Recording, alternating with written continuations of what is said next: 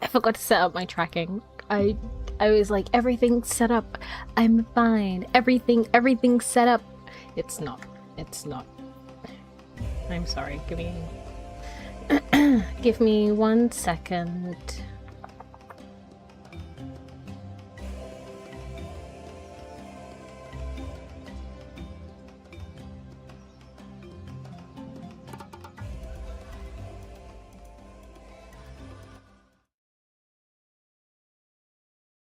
I was in chat and I didn't even see your no answer.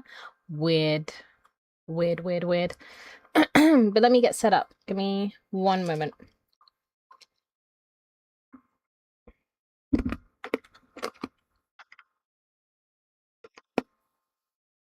Sorry for crunching into the mic. I have very thin cheeks. So even with my mouth closed, you can hear everything. Whoa.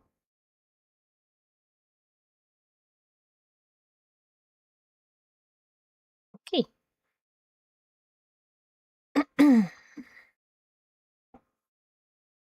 Still not linked. Had issues with this before. It depends. Oh, that's why. Lol. There we go. Hello, hello, hello. Just to let people know, thank you for covering Will Follow the Light. It seems fun. No worries. Give me a sec. No. Is that what we want? Is this the vibe that we want?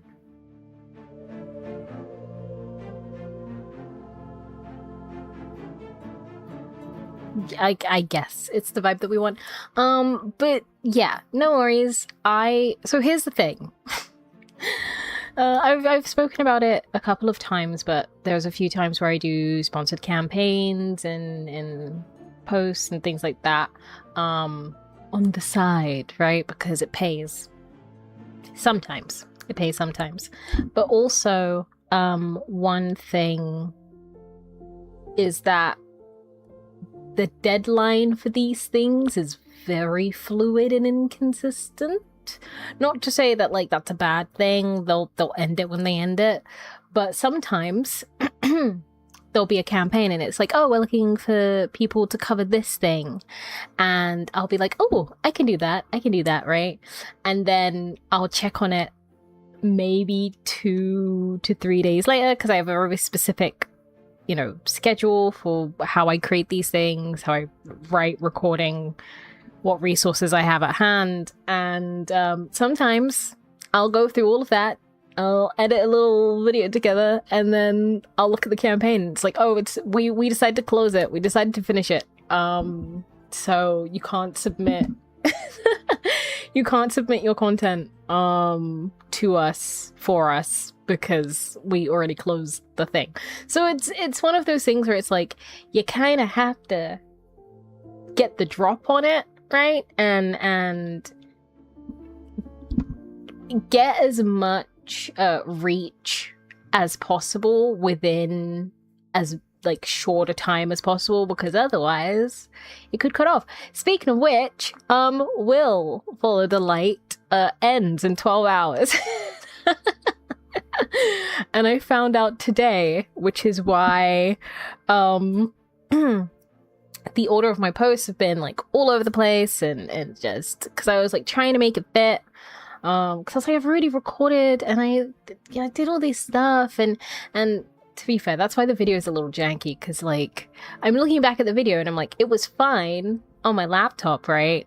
But in regards to when it got posted, I was like, why are some clips like 480p? Why are they not the right resolution? Why are they not the right, what is going on? But the point of the video is the point of the video. It is a cool game. It is it does remind me of Firewatch, and it is currently out, so if you do wish to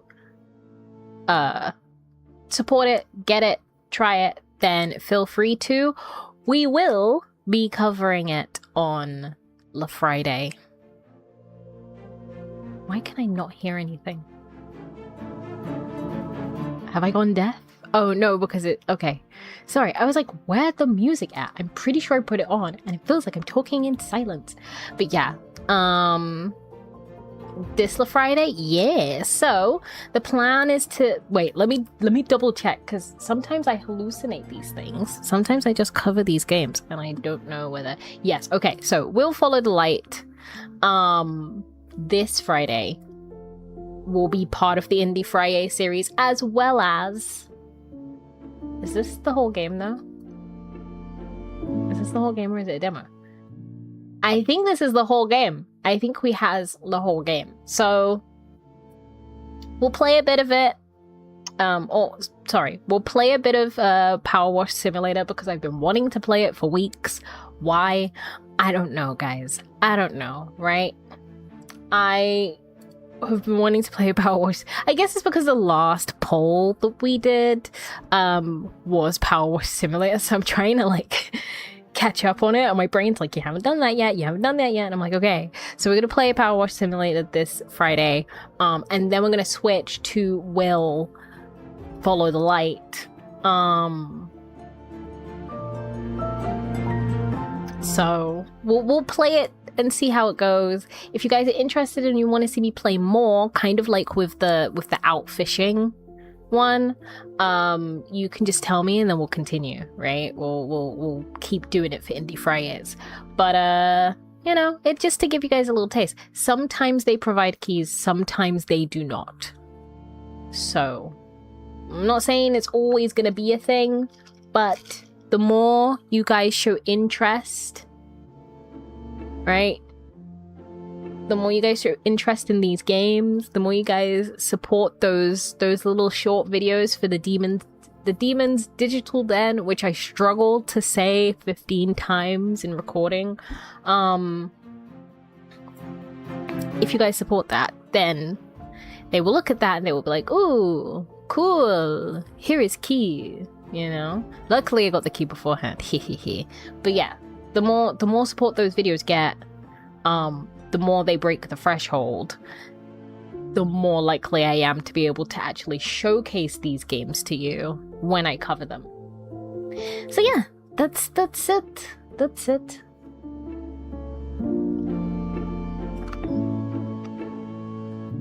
We'll follow the Light Dead Sun songs. Okay, here's the thing, alright? Maybe. Maybe. Only because I don't know what the vibe is yet. I have to feel the vibe. Out fishing had dead wife vibes. It was giving, my wife has passed away and now the only thing I have left is this, you know, nostalgia of fishing when I was younger, back in the days when I did not know death was something to be feared. Like, you know, it's one of those things. With Will Follow the Light, I don't know yet. I don't know. I know the vibe's atmospheric. I know the vibe is a bit adventurous. I know the vibe is like, oh my god, my son is missing. Ooh, secrets. But I don't know if those are dead son vibes. I don't know if those are dead wife vibes. I have to be in it to know. All right? So we will find out together. We will find out together. Also, just to let people know over on the Red app. Oh, that's why. Everybody leave me alone. Everybody leave me alone. I was like, for some reason the chat over on Red app isn't working for me and I don't know why, so I won't be able to read what people are saying, but I fixed it. Because I forgot that when you schedule a live stream, it doesn't automatically go public. You kind of have to manually do that, which is very annoying. I've been here 15 minutes talking, y'all. Also, because it is so hot, if you hear me clearing my throat a lot, and drinking water, be proud of me. So I will be doing a lot of that. Why are you typing? Oh, thank you for the head pats. Thank you for the head pats. Okay, let me really fix this. Let me organize myself a little better. I specifically didn't get any boba today. So that my voice would be okay. But my voice is still not okay. I wanted to applaud but turned off. Silly me. Very silly you. Very silly you indeed. I typically turn off sound effects, redeems, things like that for the ASMR stream so that we're not getting absolutely blasted with sounds that aren't relevant and also breaking immersion. You know what I mean? So yeah, that's the reason why. Also, I can see people telling me to respond to them, and it makes me not want to respond to you. I don't know whether that's that neurodivergent avoidance in me, but like, I can see you, Mr. M, and you telling me to say something back when I'm obviously talking to chat, and it obviously says at the top, live on Purple app and Red app, like, it's, you know, it's giving lack of patience. Hold on, honey, we'll get to you. It's okay. It's okay. Rito Orbit, also thank you for following, and thank you for joining the guild. If anybody tells you this is a cult, they are lying to your face holes. Don't believe them, because they like to spread lies about me across the realm. But you're fine, Mr. M, you're totally fine. I saw you on IG, came to check out something about liking D&D. Yes, I love D&D. I love D&D so much. D&D is one of my favorite games, favorite pastimes. If you were to ask me about D&D, I could go on a... Oh god. I could go on like a 4-hour rant TED talk about how much I like D&D. But yeah, hello. Hi, just a chill guy. Greetings. Hello everybody on the Red app, the Clock app, and then on the Purple app, because that's where I mainly stream to. So this stream, guys, is it one of your favorite future times? Huh? What do you mean, is it one of your favorite future times? What does that mean? What does that mean, guys?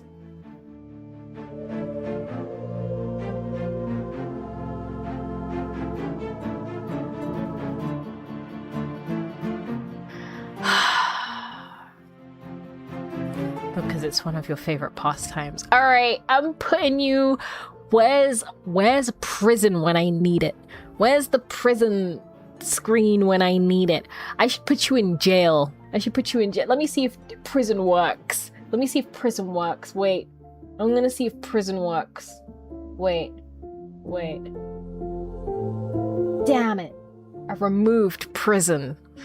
I don't have prison anymore. Or do I? No, I don't have prison anymore. I need to add prison back for terrible puns. Terrible play on words. Terrible. A bear, hello. Dan Destroyer, hello. Guys, today's stream is a ASMR-esque stream, and by that I mean I am becoming your audiobook today. She's locking him up. Yeah, everybody say goodbye to Legacy, because he's going to prison. He's going to imaginary prison because I don't have physical prison, I don't believe, anymore. Yeah, why did I get rid of prison? Why am I like this? No, I have. Wait. There we go. Oh, you can't see me over on the Clock app, and I'm floating in the air. Wait. Prison time. I was about to heckin' start the whole spiel and shit. Prison time. All right. Wait, hold on. Let me move. How many years? I think you should serve the same amount of years as words in the sentence of the pun. So like, let's see. 1, 2, 3, 4, 5, 6, 7, 8. 8 years. 8 years. All right. 8 years. I'm off to the side for the people on the Red app, but 8 years in prison. 8 years. All right. So you know what you did. You know what you did, and you know what you do. Where is it? Where are you? Damn it, I don't even have my spooky music anymore. You're lucky. You're lucky. I laughed at your joke and knew what it was right away, I guess. Shake my head. Shake my head. Rito, do you know what? Because you're new, I will forgive you this time. I forgive you this time. Abyss says that book, though. What's wrong with my book? What's wrong with my book? Are you trying to, hate on me for my quality reading? Alright? Are you trying to bully me for my quality reading? Hate speech!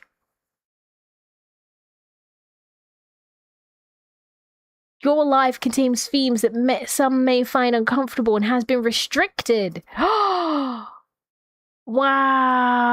Wow. Well, guys, if you want to come and vibe on an app that can't take a joke, purple app or red app, because my live just got suspended for putting someone in prison.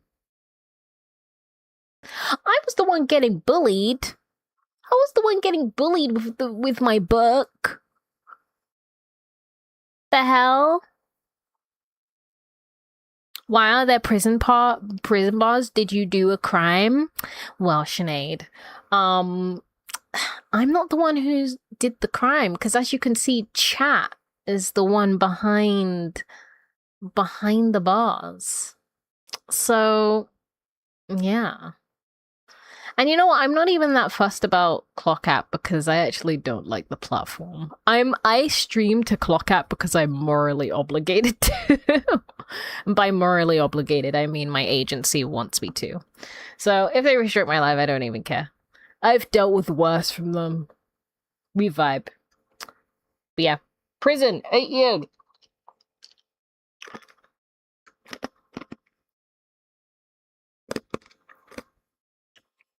Mr. M said she sure can kill me off for a petty reason. Ooh. That's your voice now, Mr. M. I'm really sorry. That was the first voice that came to my head, and that's your voice now. I can't change it. Yeah. Cry behind them bars. Cry behind them bars, Legacy. You committed the crime. Here's the thing. Long-standing viewers know that puns are hit and miss with me. Sometimes I'm like, oh, that was a good one. And other times I'm like, this is painful. So, you know what you did. You know what you did. I did no such crime. Doubt. See, even Llama doubts it. And we have a rule here at the guild where if one person makes a mistake, everyone has to pay for that mistake. And that way, by the sheer overwhelming disappointment of the crowd around you, it will teach you how to behave. Did I get fed in jail? Yes. You do get fed, but only with rats and mice and the crumbs of stale bread.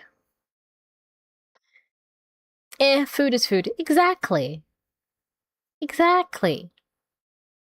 Yeah.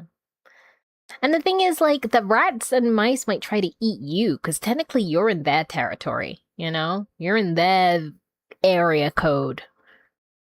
You didn't say, hey, I'm moving in, I'm gonna pay rent. You're just up in here stealing their crumbs. So if they start eating you, that's not my problem. Unfortunately, it's not. Can't help you.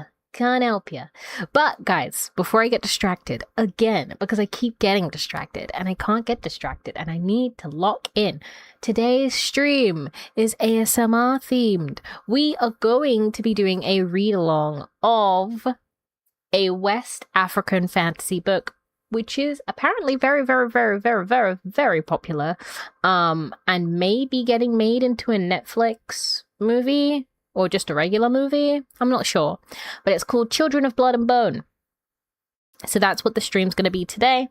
I will take you guys out of prison. Because I'm not that mean. No prison. No prison. There we go. See, no prison. You guys don't have prison anymore. No prison. Does the book say tatties? Maybe. What'd you have against tatties, huh?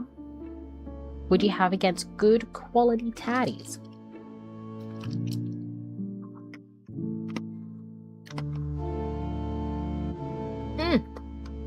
I swallowed too much ice.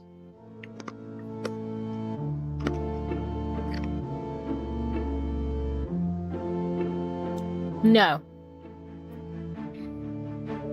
They're published tatties. It's fine.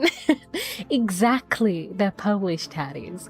But yeah, I'm going to be doing some reading of Children of Blood and Bone. It's going to be great. I'm very excited. I've read nothing but good things. It will be my first... Wow. Ow. I forgot to turn that off.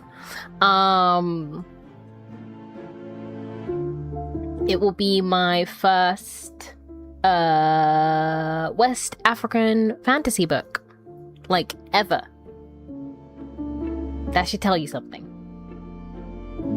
It is my first one ever. Because most of the young adult novels that I read, unfortunately have pale protagonists and are European coded. So it's, you know, it's something that I noticed a lot growing up, and it wasn't until, I've told the story before, but it wasn't until, you know, when I was writing my stories, and I think I let my mum read an excerpt, she was like, why is your protagonist white? Like, why are all your characters white? And I was like, oh, I just, you know, that's just that's just how books are. She's like, why don't you just make your protagonist like you? Right? You're the writer. It should be you, you know, inserted. There should be parts of you. And I'm like, huh? And that like broke my brain, because all the books I read had people who did not look like me. Me and my long flowing locks of red hair and blah, blah, blah, blah, blah. So as I got older, I was like, I'm determined to start reading books by different cultures, and move away from stereotypical European influenced writers. And that's how we got this series, the Abyssal Archives. Hi girl. Hi.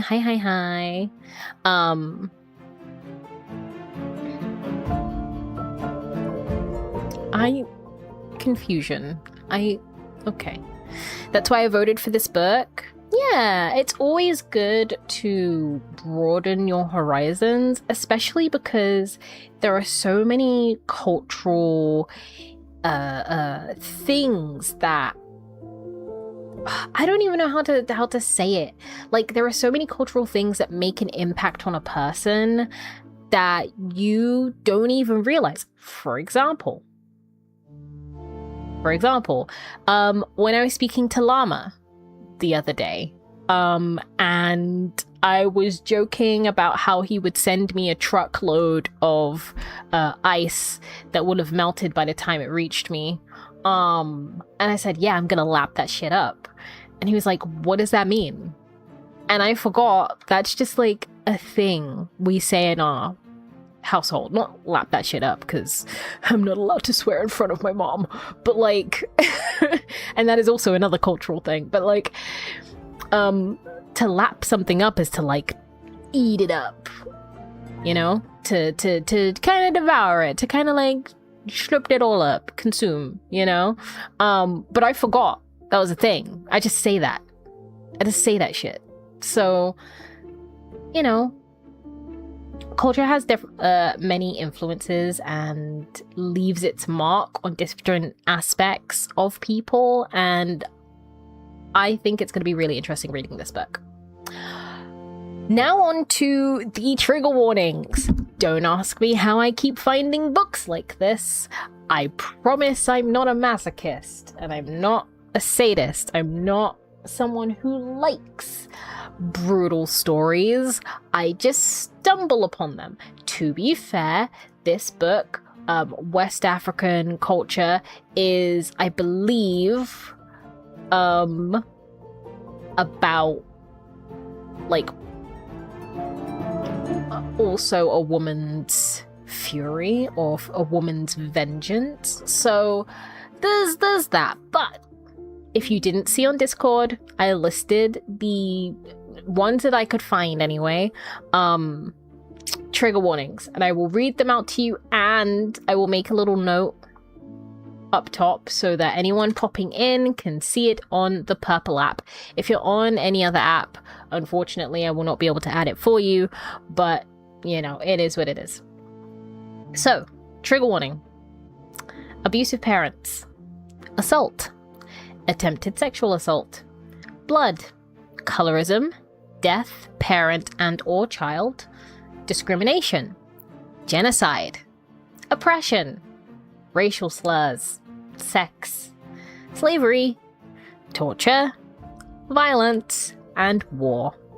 If at any point you are feeling uncomfortable with these themes, please do take a break.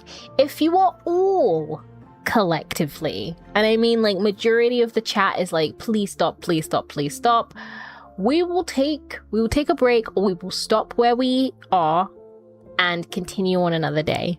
Or I will read ahead of that scene, I will assess whether it gets worse, and we will go from there, right? The last thing I want to do is make people hella uncomfortable. You know, even though I believe these subjects are in this book for a reason. Oh no, my phone is too hot, you guys. My phone is too hot and it needs to cool down. Guys, oh no. Oh no, guys, oh no.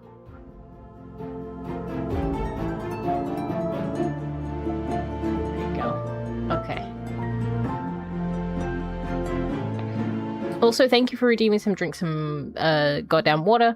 I will.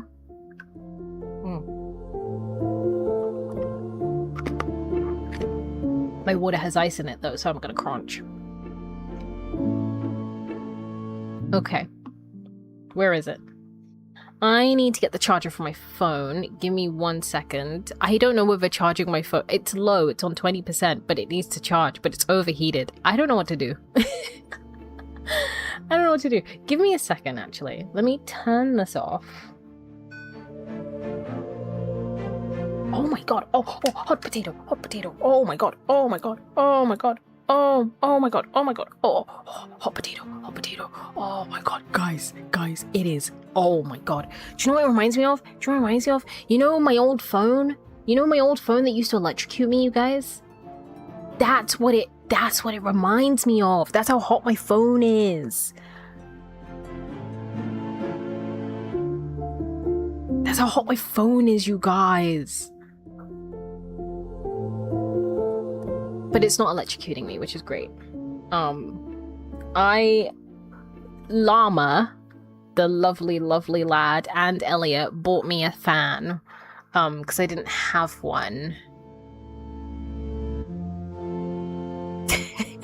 So I'm putting my phone in front of my fan. Yeah, I'm putting my phone in front of my fan so it can cool down. It's currently getting the mist function treatment, which is working. So that's good.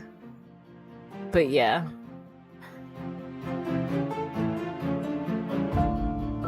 Yeah, that's literally my phone right now. It's literally my phone right now. It was hot. And I mean, like, me trying to take my phone out of the gimbal that I typically have it in was like playing hot potato. I was like having to toss it back and forth from my hand. But yes, let me grab my charger and I don't know. I don't want my head to be frozen. I feel like the immersion is not good. What do you guys think? Do you mind if my head is frozen like this? I don't know if I'll be able to use my phone in this heat. Is the problem. Because it's so hot. It's 30 something degrees. How hot is it? 30 something degrees? Yeah. Because we're going through a heat wave right now, and there's a bunch of people online being like, why can't you just install a AC unit? Why can't you just, and I'm like, okay, pay for it. If it's so easy, and if it's so cheap, why can't you? Why can't you pay for it for me? Why can't you buy one? And also, like, I don't know, Americans piss me off sometimes. I don't know. I don't know. We got 21. Ooh.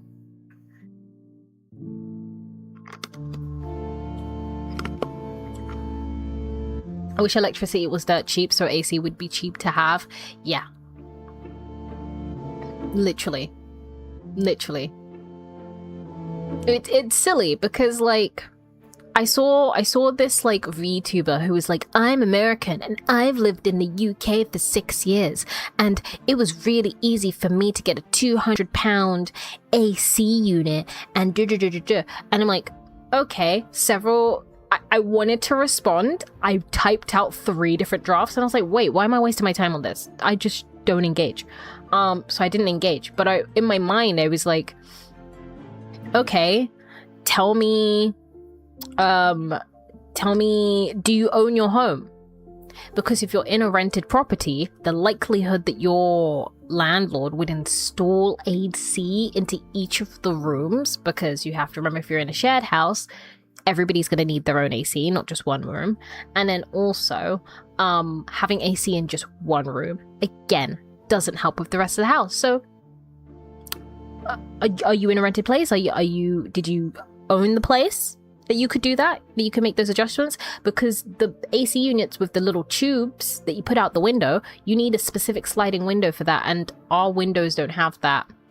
Also, £200, and this is why I made the post that was like, things that might be cheap for you might not be cheap for other people. Like, you have to remember, there are people who are disabled, people who are on benefits, people who are unemployed, people who, they work several jobs and still can't afford to make ends meet.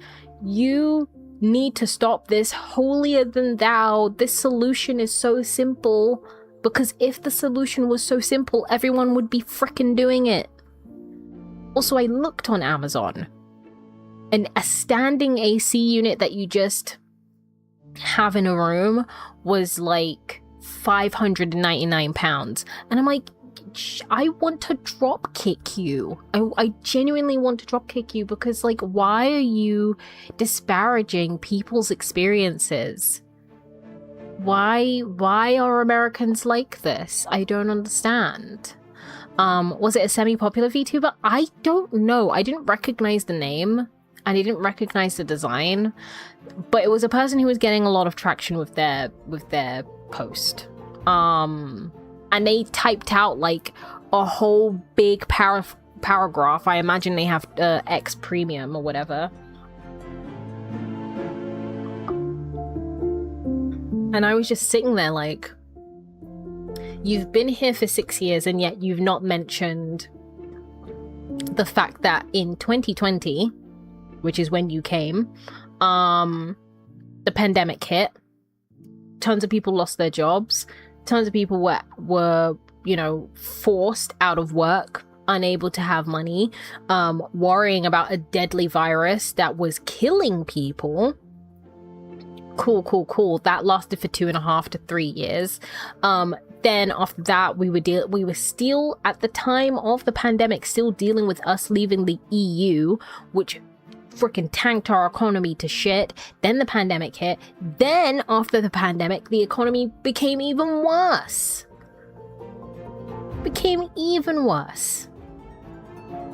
And now there are no jobs. There are a ton of people going to uni, going into debt, not having the money, not being able to apply for simple things like McDonald's, Starbucks, all those places that you tell people to just get a job in the meantime. None of them are hiring now. None of them are accepting applications. Or the whole process is so competitive that you can't even fit in. So you tell me, especially with government support not even being sympathetic to your situation, if you were to go to them and say, look, I am literally having heat stroke from how hot it is in my room, can you put money towards a heater? They would tell you no. They would tell you no. So for me, I don't know.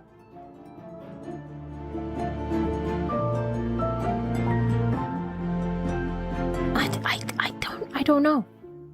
It's just crazy to me. It's crazy that people don't understand how out of mind you have to be. Things are getting more expensive. Rent, bills, like shopping, all these things that you need to survive. The thing that you're going to use for 2 months out of a whole year, it has to be low priority. So yes, we're going to complain when it is summer. I like the summer. I like the summer heat. But, and as Arc Spider said, and salaries still aren't rising with it. They're not. So whoever this person is, no offense, you're a VTuber, so you're already in a position of... I don't want to... That's the thing, I don't want to presume. But like the holier than thou, this is such an obvious thing, like the high and mighty aspect of it really peeved me off. And I was just like, oh, why are people so inconsiderate? Why? It's not that hard.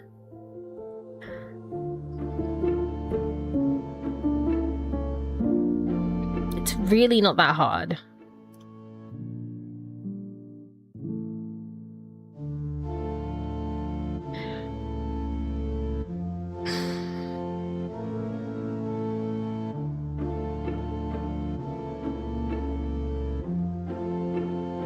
So yeah, that's my gripe. Either way, I was supposed to get up and get my phone charger. But yeah, you guys didn't answer. Should I keep my model like this? Which, it looks like I'm looking away from you guys. Maybe if I fix the position of my head, like I'm looking at chat, do you guys want that, or do you guys want it to be moving? Because then I'll need to rework some things.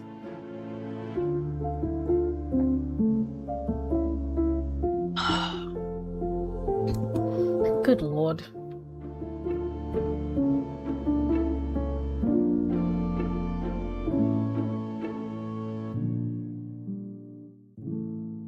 Fix the position and then turn it off? Okay. I will do that so my phone does not die. Thank you guys. I'll be right back. One moment.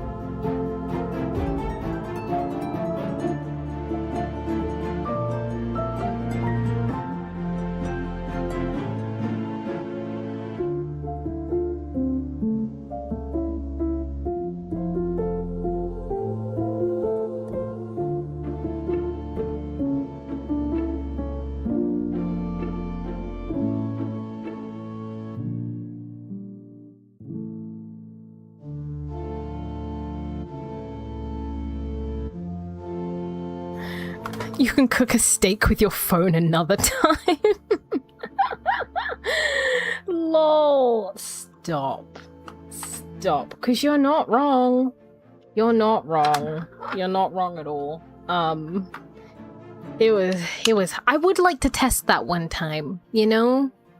Like, and the thing is, your phone does give you a warning. It's like, emergency, your phone, it's overheating the temperature. Like it does give you an alert. Back in my day, you never got an alert, you just got electrocuted. That was my sign. And you know what? Despite having that sign, I still I still was like, it's working. I think this is why, like, anytime I go to speak to any of my family, and it kind of like fills me with a ooh, I did good. Yeah, I'm good. Is that anytime I talk to my family are like, you were the most well-behaved child. Mainly because one, I was just like very quiet and to myself. Like I didn't bother anyone, didn't try and do anything or cause any problems or break any rules, right? But also I never really asked for anything. And like we could get psychological on that and be like, oh, it's probably because you were in an environment where you saw that money was tight and you knew that like by asking for things you're putting a burden on blah, blah, blah, blah. We could go into that, right? But like I am very much used to being like, you get what you're given, usually it's hand-me-downs, you make a thing last until it literally falls apart and then you move on. So like that's why I'm not really like, I don't need the new shiny thing. Like the Nintendo Switch 2 came out and I was like, yeah, whatever. I've still got my first Nintendo that I have not played. I'm gonna play that bad boy until it breaks. Same thing with my phone. Yeah, it's electrocuting me, but if it can turn on, and yeah, it takes about 5 minutes for it to load up Internet Explorer, but like if it turns on and can receive calls and kinda use the internet, that's fine. It's working. Working ready to retire, but it's still working. So yeah, nobody at me, okay? This is peak performance.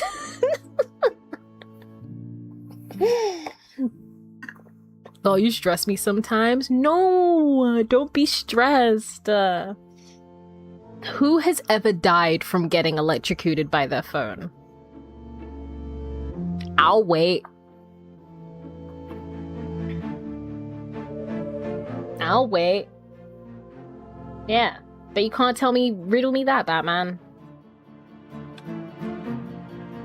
Okay, I just need to balance you. Yeah.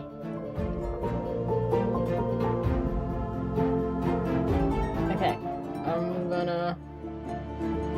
There we go! I have fixed my head's position. I feel like that works.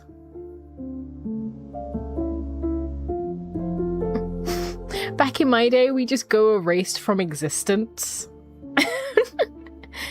Henry E. electrocuted. Damn. No, he wasn't the first person to get electrocuted. You're lying to me. Also, I'm gonna take my... Oh god, it's getting tangled. I'm gonna take my phone out of the pathway of the sun. I don't know how to cool it down. I can't... It doesn't have the USB charger. Because that one broke. And the fan is... Oh, it's like across from me. It's across from me, you know? It's across from me. No, it'll melt. What'll melt? What'll melt? Also, to plug my phone in, I had to go to the back of my PC, and boy, howdy, no. fresh hell back there. This poor baby is so hot. But it's okay, because my fan is pointed at it, so I'm hoping that helps. Which, thank you, Garuga. Thank you, Llama. Garuga, that is why I sent you the drop kick emote. Cause like I opened it, and I promise we're gonna start reading soon. We're gonna be reading The Children of Blood and Bone. I promise. But I opened it and I was like, oh, it's a little fan. Oh, thank you. And I was like, oh, I need to get like a bowl of ice so I could put it in front of it so it can blow the cold air at me. So I was like, oh, okay, I need to get that set up. And then as I was taking it out, I was like, oh, it's got a remote? Why would it need a remote? I was like, it's fine, it's fine. And I was like, Mist? And I was like, Mist, who's that? And then like I opened it and I was like, no fucking way. And I took the ice that I had in my cup for a drink I was gonna make and I poured it in and then I like turned on the mist function and I was like, oh my god. And I was like, it missed, it blow and it missed. And I was like, that's crazy. And I was like, there's these other buttons and I was like, okay, a timer. And then there's one that says like natural lighting. And I was like, what does that mean? And I was like, oh, it's probably like solar panels or something. Like you could probably, maybe you could charge it with solar, like it has solar panels and I could put it in the sun and then like I can use it. That's so cool. So I was like, oh, wow. So I was just sitting there, like, you know, enjoying the breeze. And then like, I was like, okay, I kind of need to know what natural lighting is because I don't know what it is. And I pressed natural lighting and then it turned red. And I was like, nani? I was like, nani? Nan da yo, nani desu, nan da yo, nani desu ka? What? So I was like, what do you mean? This the AC? Yeah! This is the fan. And I was like, what do you mean? What do you mean? And so like I turn it off and I was like, oh, maybe it's because I did something wrong. And then like I read it and it was like, oh, press button to watch it turn to all the colors of the rainbow. And I was like, what do you mean? So I like turned it back on again and it went from red to orange to blue to green to yellow to red. And I was like, oh, it glow. It glow. It's glowing! So yeah. It was a very exciting moment for me. Girl, blessed with gay mist. I have been blessed with the gay mist, and frankly, it's been nice. It's been really nice. I like put it beside my bed so that like as I'm sleeping, it will cool me down. And I have this whole system of refilling it. And the thing is, I'm worried about keeping it on too long, but the weather has just been so hot. And for some reason, despite having a window open, my room is just intensely hot. Thank you, Moonlight. Ooh, Moonlight. Hello. Welcome to the guild. If anybody tells you this is a cult, they're lying to every single one of your face holes. And by the wonderful and glorious Vsauce Science Man, you have, I believe, like 14 or something. Or 8. Or 7. 1, 2, 3, 4, 5. Wait, 1, 2, 3, 4, 5, 6, 7, 8, 9, 10. Oh, you have 10 holes. So yeah, that's not what you wanted to learn the moment you came into this stream. I'm sorry. Yeah. Is the window letting in hot air? Girl, it's letting in all sorts. I don't know. Sometimes it feels like it's letting in the odd breeze or so, but like our heat here is very humid, so there is no breeze. There is no wind. It's just the sun is a deadly laser. You know that reference, right? You guys have to know that reference. Please tell me you know that reference.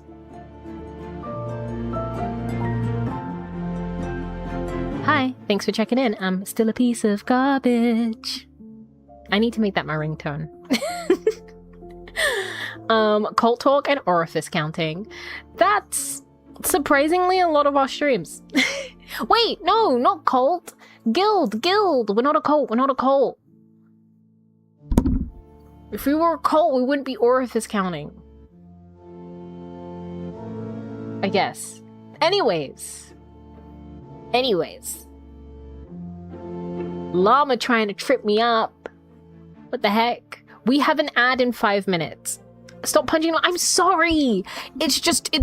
My arms and my head and I move and it's in the way.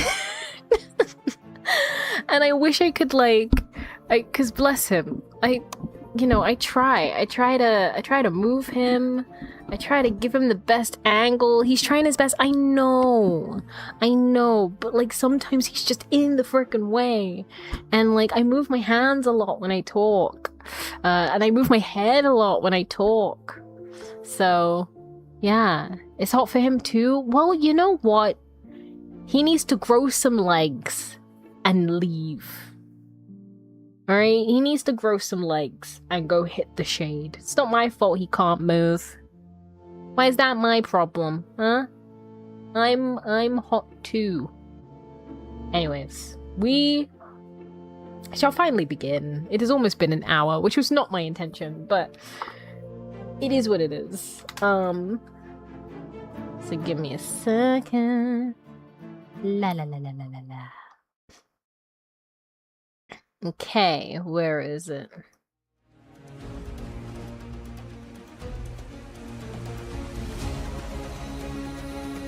Let me know if this is loud. Average pre-stream yap play. I'm trying to cut down. I'm sorry. Also, Saga! Let's go! How are you? We're doing an ASMR-esque... I don't know. ASMR feels weird because I'm not doing the... into the microphone, you know? I'm just reading a book to you. So, if that's considered ASMR, then I guess I've listed it right. But we're reading a book.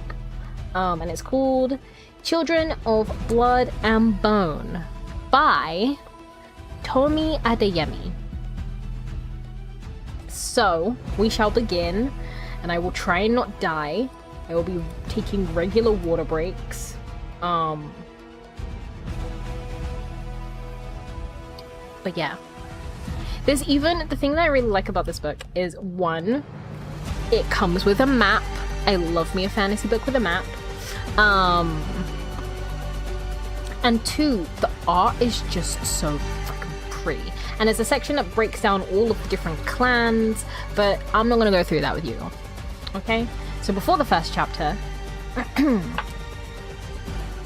me see. La la la la.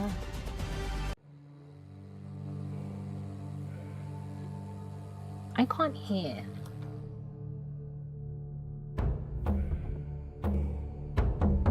Okay. So before the first chapter, there is a excerpt that says, I try not to think of her, but when I do, I think of rice. When Mama was around, the hut always smelled of jollof rice. I think about the way her dark skin glowed like the summer sun, the way her smile made Baba come alive, the way her white hair fuzzled and coiled, an untamed crown that breathed and thrived. I hear the myths she would tell me at night. Zane's laughter when they played Agbon in the park. Baba's cries as the soldiers wrapped a chain around her neck. Her screams as they dragged her into the dark. The incantations that spewed from her mouth like lava. The magic of death that led her astray. I think about the way her corpse hung from that tree. I think about the king who took her away. Chapter 1. Zelly. Pick me. It's all I can do to not scream. I dig my nails into the marula oak of my staff and squeeze to keep from fidgeting. Beads of sweat drip down my back, but I can't tell if it's from the dawn's early heat or from my heart slamming against my chest. Moon after moon I've been passed over. Today can't be the same. I tuck a lock of snow-white hair behind my ear and do my best to sit still. As always, Mama Akbar makes the selection grueling, staring at each girl just long enough to make us squirm. Her brows knit in concentration, deepening the creases in her shaved head. With her dark brown skin and muted kaftan, Mama Akbar looks like any other elder in the village. You would never guess a woman her age could be so lethal. Ahem. Yemi clears her throat at the front of the Ahere. A not so subtle reminder that she's already passed this test. She smirks at us as she twirls her hand-carved staff, eager to see which one of us she gets to defeat in our graduation match. Most girls cower at the prospect of facing Yemi, but today, I crave it. I've been practicing and I'm ready. I know I can win. Zile! Mama Akbar's weathered voice breaks through the silence. A collective exhale echoes from the 15 other girls who weren't chosen. The name bounces around the woven walls of the reed Ahere until I realize Mama Akbar's called me. Really? Mama Akbar smacks her lips. I can choose someone else. No. I scramble to my feet and bow quickly. Thank you, Mama. I'm ready.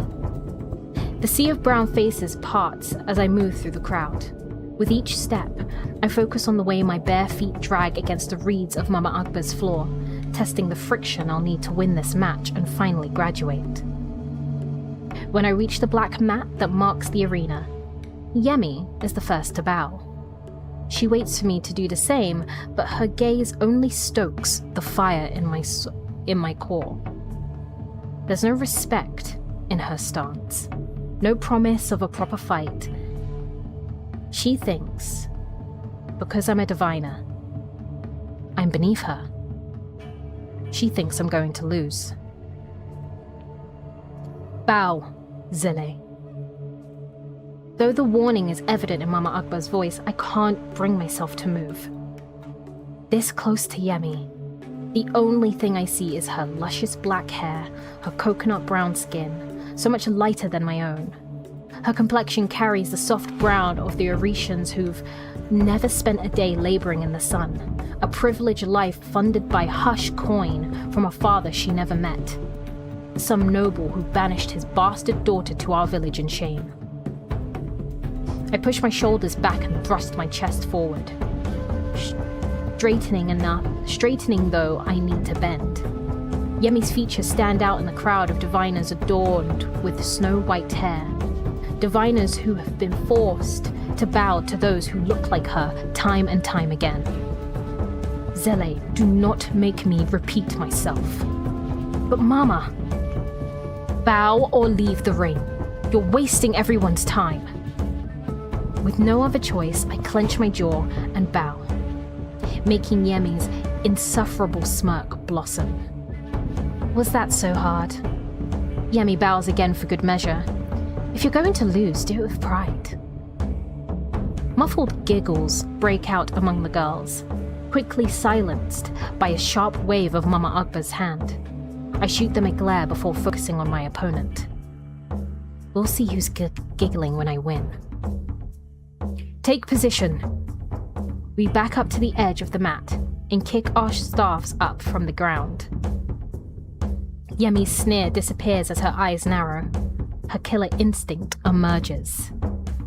We stare each other down, waiting for the signal to begin. I worry Mama Akbar's will drag this out forever when at last she shouts, "Commence!" And instantly I'm on the defensive. Before I can even think of striking, Yemi whips around with the speed of a cheetah in air. Her staff swings over her head one moment and at my neck the next. Though the girls behind me gasp, I do not miss a beat. Yemi may be fast, but I can be faster. When her staff nears, I arch as far as my back will bend, dodging her attack. I'm still arched when Yemi strikes again, this time slamming her weapon down with the force of a girl twice her size.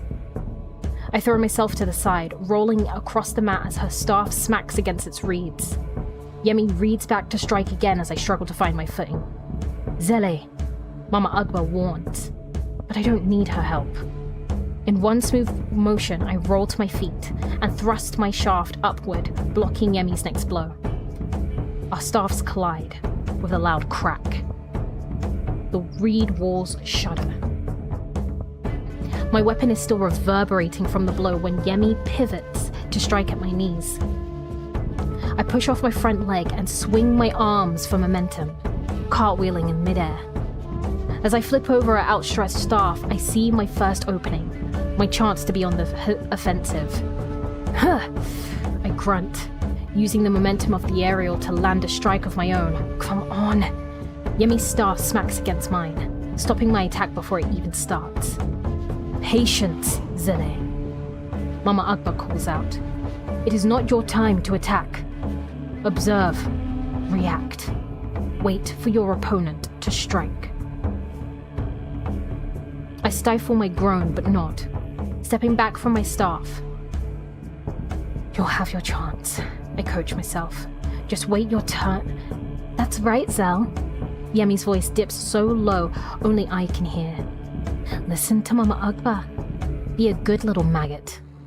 And there it is. That word. That miserable, degrading slur. Whispered with no regard. Wrapped in that arrogant smirk. Before I can stop myself, I thrust my staff forward, only a hair from the Yemi's gut. I'll take one of Mama Akbar's infamous beatings for this later, but the fear in Yemi's eyes is more than worth it. Hey! Though Yemi turns to Mama Akbar to intervene, she doesn't have time to complain. I twirl my staff with a speed that makes her eyes widen before launching into another attack. This isn't the exercise, Yemi shrieks, jumping to evade my strike at her knees. Mama! Must she fight your battles for you? I laugh. Come on, Yem. If you're going to lose, do it with pride. Rage flashes in Yemi's eyes, like a bull-horned lioness ready to pounce. She clenches her staff with a vengeance. Now, the real fight begins. The walls of Mama Akbar's Ahere hum as our staffs smack again and again. We trade blow for blow in search of an opening, a chance to land that crucial strike. I see an opportunity when... I stumble back and hunch over, wheezing as nausea climbs up my throat. For a moment I worry Yemi's crushed my ribs, but the ache in my abdomen quells that fear. Halt! No! I interrupt Mama Akbar, voice hoarse. I force air into my lungs and use my staff to stand up straight. I'm okay. I'm not done yet. Zele, Mama starts, but Yemi doesn't wait for her to finish. She speeds towards me, hot with fury, her staff only a finger's breadth from my head. As she rears back to attack, I spin out of her range. Before she can pivot, I whip around, ramming my staff into her sternum. Yemi gasps. Her face contorts in pain and shock as she reels backward from my blow. No one's ever struck her in one of Mama Akbar's battles. She doesn't know how to feel. Before she can recover, I spin and thrust my staff into her stomach. I'm about to deliver the final blow when the russet sheets covering the Ahere's entrance fly open. Bisi runs through the doorway, her white hair flying behind her. Her small chest heaves up and down as she locks eyes with Mama Akbar. What is it? Tears gather in Bisi's eyes. I'm sorry, she whimpers. I fell asleep, I wasn't... Spit it out, child! They're coming! Bisi finally exclaims. They're close, they're almost here! For a moment I can't breathe. I don't think anyone can. Fear paralyzes every inch of our beings. Then the will to survive takes over. Quickly! Mama Akbar hisses. We don't have much time. I pull Yemi to her feet. She's still wheezing, but there's no time to make sure she's okay. I grab her staff and rush to collect the others.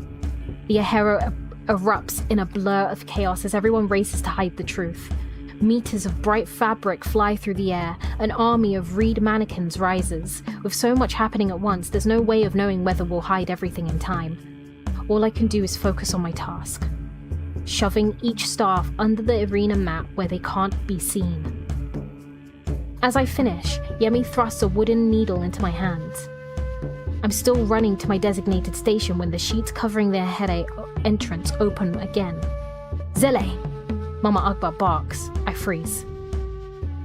Every eye in the Ahere turns to me. Before I can speak, Mama Akbar slaps the back of my head. A sting only she can summon tears A sting only she can summon tears down my spine. "Stay at your station," she snaps. "You need all the practice you can get." "Mama Akbar, She leans in as my pulse races, eyes glimmering with the truth. A distraction. A way to buy us time. "I'm sorry, Mama Akbar. Forgive me. Just get back to your station." I bite back a smile and bow my head in apology, sweeping low enough to survey the guards who entered.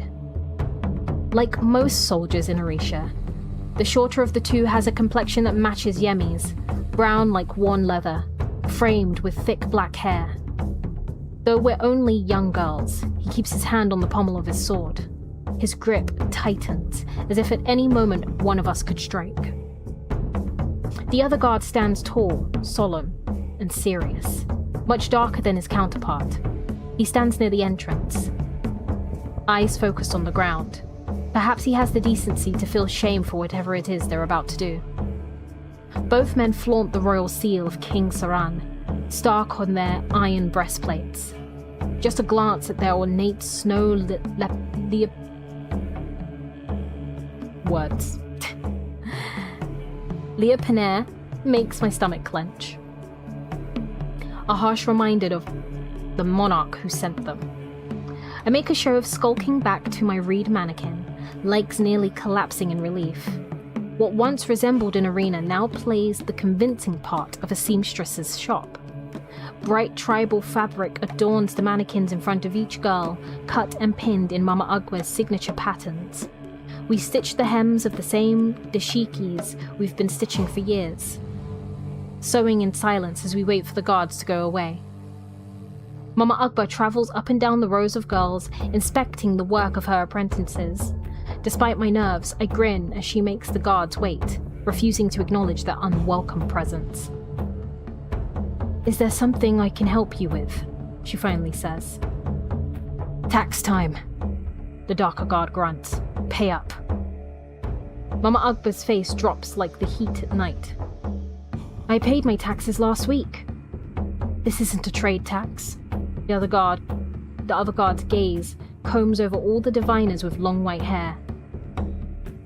"Maggot rates went up. Since you've got so many, so have yours." "Of course." I grip the fabric of my mannequin so hard my fists ache. It's not enough for the king to keep the diviners down. He has to break anyone who tries to help us.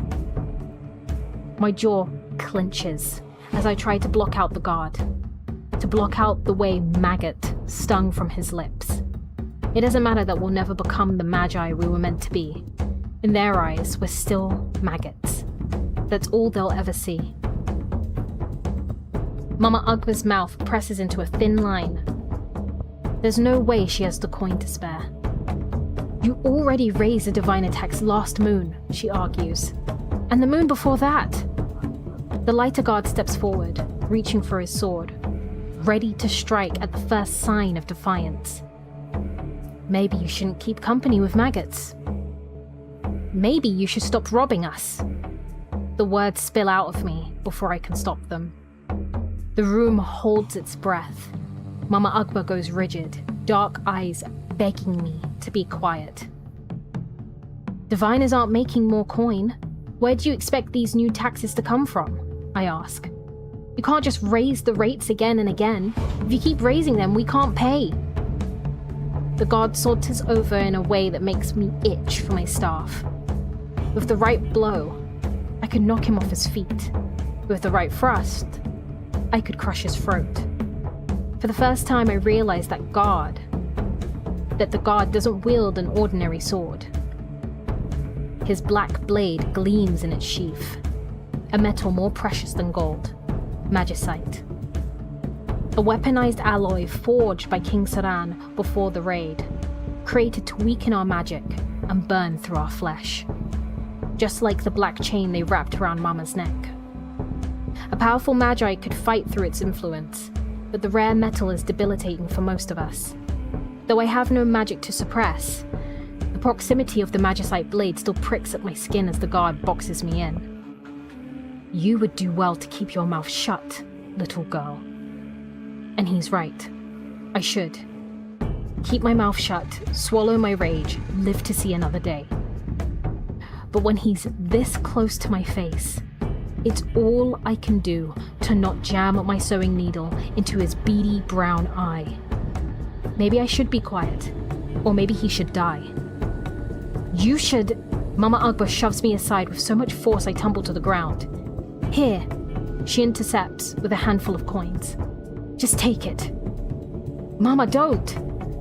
She whips around with a glare that turns my body to stone. I shut my mouth and crawl to my feet, shrinking into the patterned cloth of my mannequin. Coins jingle as the guard counts the bronze pieces placed into his palm. He lets out a grunt when he finishes. It's not enough. It has to be, Mama Akbar says, desperation breaking into her voice. This is it. This is everything I have. Hatred simmers beneath my skin, prickling, sharp, and hot. This isn't right. Mama Akbar shouldn't have to beg. I lift my gaze and catch the guard's eye. A mistake. Before I can turn away or mask my disgust, he grabs me by the hair. I cry out as pain laces through my skull. In an instant, the guard slams me to the ground, face down, knocking the breath from my throat. You may not have any money. The guard digs into my back with his knee. But you sure have your fair share of maggots. He grips my thigh with a rough hand. I'll start with this one.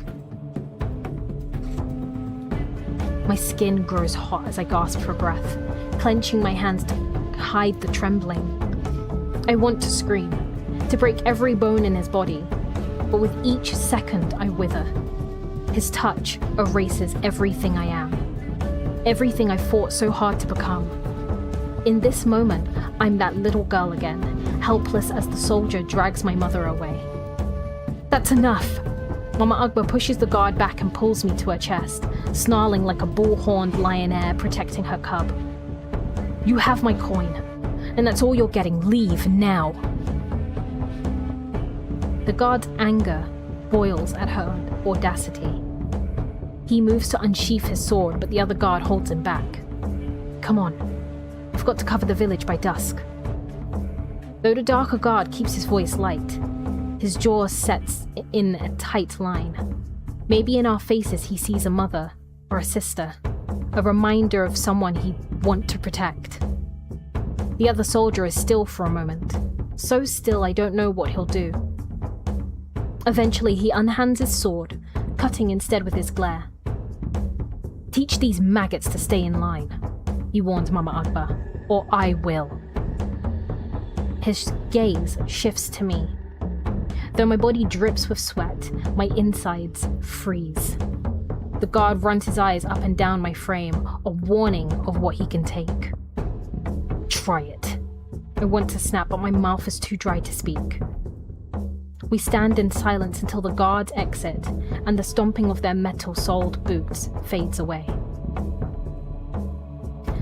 Mama Akbar's strength disappears like a candle blown out by the wind. She grabs onto a mannequin for support. The lethal warrior I know diminishing into a frail, old stranger. Mama. I move to help her, but she slaps my hand away. Ore! Fool! She scolds me in Yoruba, the Magi tongue outlawed after the raid. I haven't heard her language in so long it takes me a few moments to remember what the word even means. What in God's name is wrong with you? Once again, every eye in the Ahere is on me. Even little Bissy stares me down. But how can Mama Akbar yell at me? How is this my fault when these crooked guards are the thieves? I was trying to protect you. Protect me? Mama Akbar repeats. You knew your lip wouldn't change a damn thing.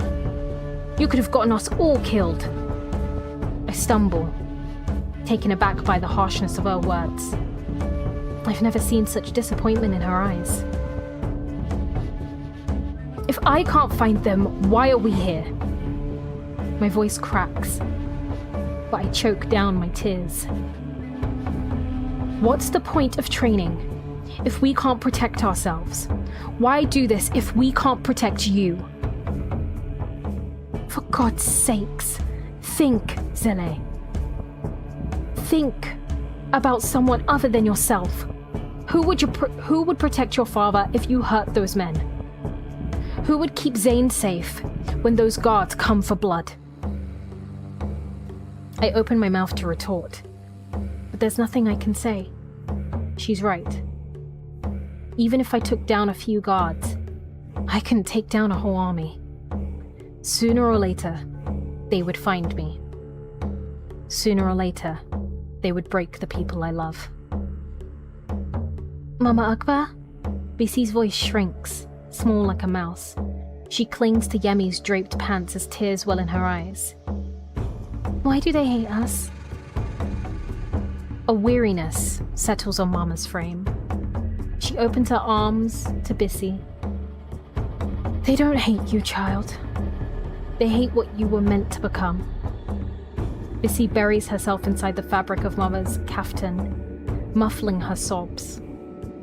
As she cries, Mama Akbar surveys the room, seeing all the tears the other girls are holding back. Zele asked why we're here. It's a valid question. We often talk of how you must fight, but we never talk of why. Mama sets Bissie down and motions for Yemi to bring her a stool. You girls have to remember that the world wasn't always like this. There was a time where everyone was on the same side. As Mama Akbar settles onto the chair, the girls gather around, eager to listen. Each day, Mama's lessons end with a tale or fable, a teaching from another time. Normally, I would push myself to the front to savor each word. Today, I stay on the outskirts, too ashamed to get close. Mama Akbar rubs her hands together, slow and methodical. Despite everything that's happened, a thin smile hangs on her lips, a smile only one tale can summon. Unable to resist, I step in closer, pushing past a few girls. This is our story, our history. A truth the king tried to bury with our dead. I'm gonna take a little sip of water.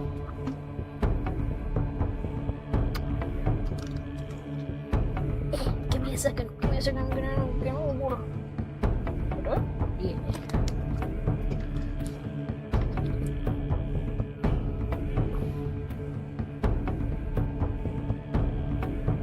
Ugh. It's so warm. Oh god. It's warm. And for what?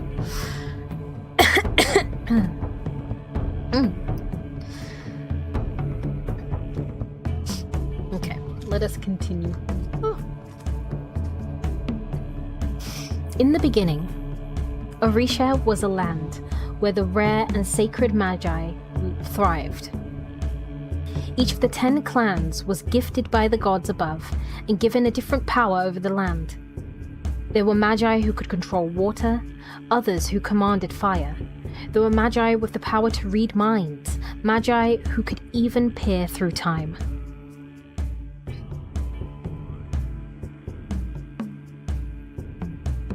Though we've all heard this story at one point or another, from Mama Akbar, from parents we no longer have, hearing it again doesn't take the wonder away from its words. Our eyes light up as Mama Akbar describes magi with the gift of healing and the ability to cause disease.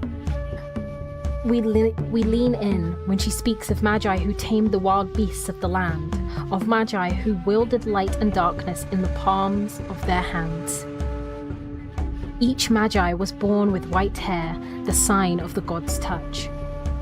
They used their gifts to care for the people of Orisha and were revered throughout the nation. But not everyone was gifted by the gods. Mama Akbar gestures around the room. Because of this, every time new magi were born, entire provinces rejoiced, celebrating at the first sight of their white coils. The chosen children couldn't do magic before they turned 13. So until their powers manifested, they were called the Ibuwai, the divine. Bissie lifts her chin and smiles, remembering the origin of our diviner title. Mama Akbar reaches down and tugs on a strand of her white hair, a marker we've all been taught to hide. The Magi rose throughout Orisha, becoming the first kings and queens, and in that time everyone knew peace. But that peace didn't last. Those in power began to abuse their magic, and as punishment the gods stripped them of their gifts. When the magic leached from their blood, their white hair disappeared as a sign of their sin. Over generations, love of the Magi turned into fear. Fear turned into hate. Hate transformed into violence. A desire to wipe the Magi away. The room dims in the echo of Mama Akbar's words. We all know what comes next. The night we never speak of. The night we will never be able to forget. Until that night, the Magi were able to survive, because they used their powers to defend themselves. But 11 years ago, magic disappeared. Only the gods know why. Mama Akbar shuts her eyes and releases a heavy sigh. One day magic breathed, the next it died. Only the gods know why. Out of respect for Mama Akbar, I bit back my words. She speaks the way all adults who lived through the raid talk. Resigned. Like the gods took magic to punish us, or they simply had a change of heart. Deep down, I know the truth. I knew it the moment I saw the Magi of Ulbadan in chains. The gods died with our magic. They're never coming back. On that fateful day, King Saran didn't hesitate. Mama Akbar continues. He used the Magi's moment of weakness to strike.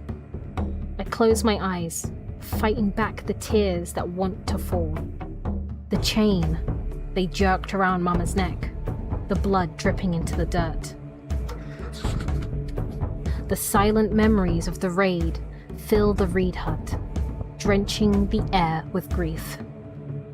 All of us lost the Magi members of our families that night. Mama Akbar sighs and stands up, gathering the strength we all know. She looks over every girl in the room like a general inspecting her troops. I teach the way of the staff to any girl who wants to learn. Because in this world, there will always be men who wish you harm. But I started this training for diviners, for all the children of the fallen Magi. Though your ability to become Magi has disappeared, the hatred and violence towards you remains. That is why we are here. That is why we train. With a sharp flick, Mama removes her own compacted staff and smacks it against the floor.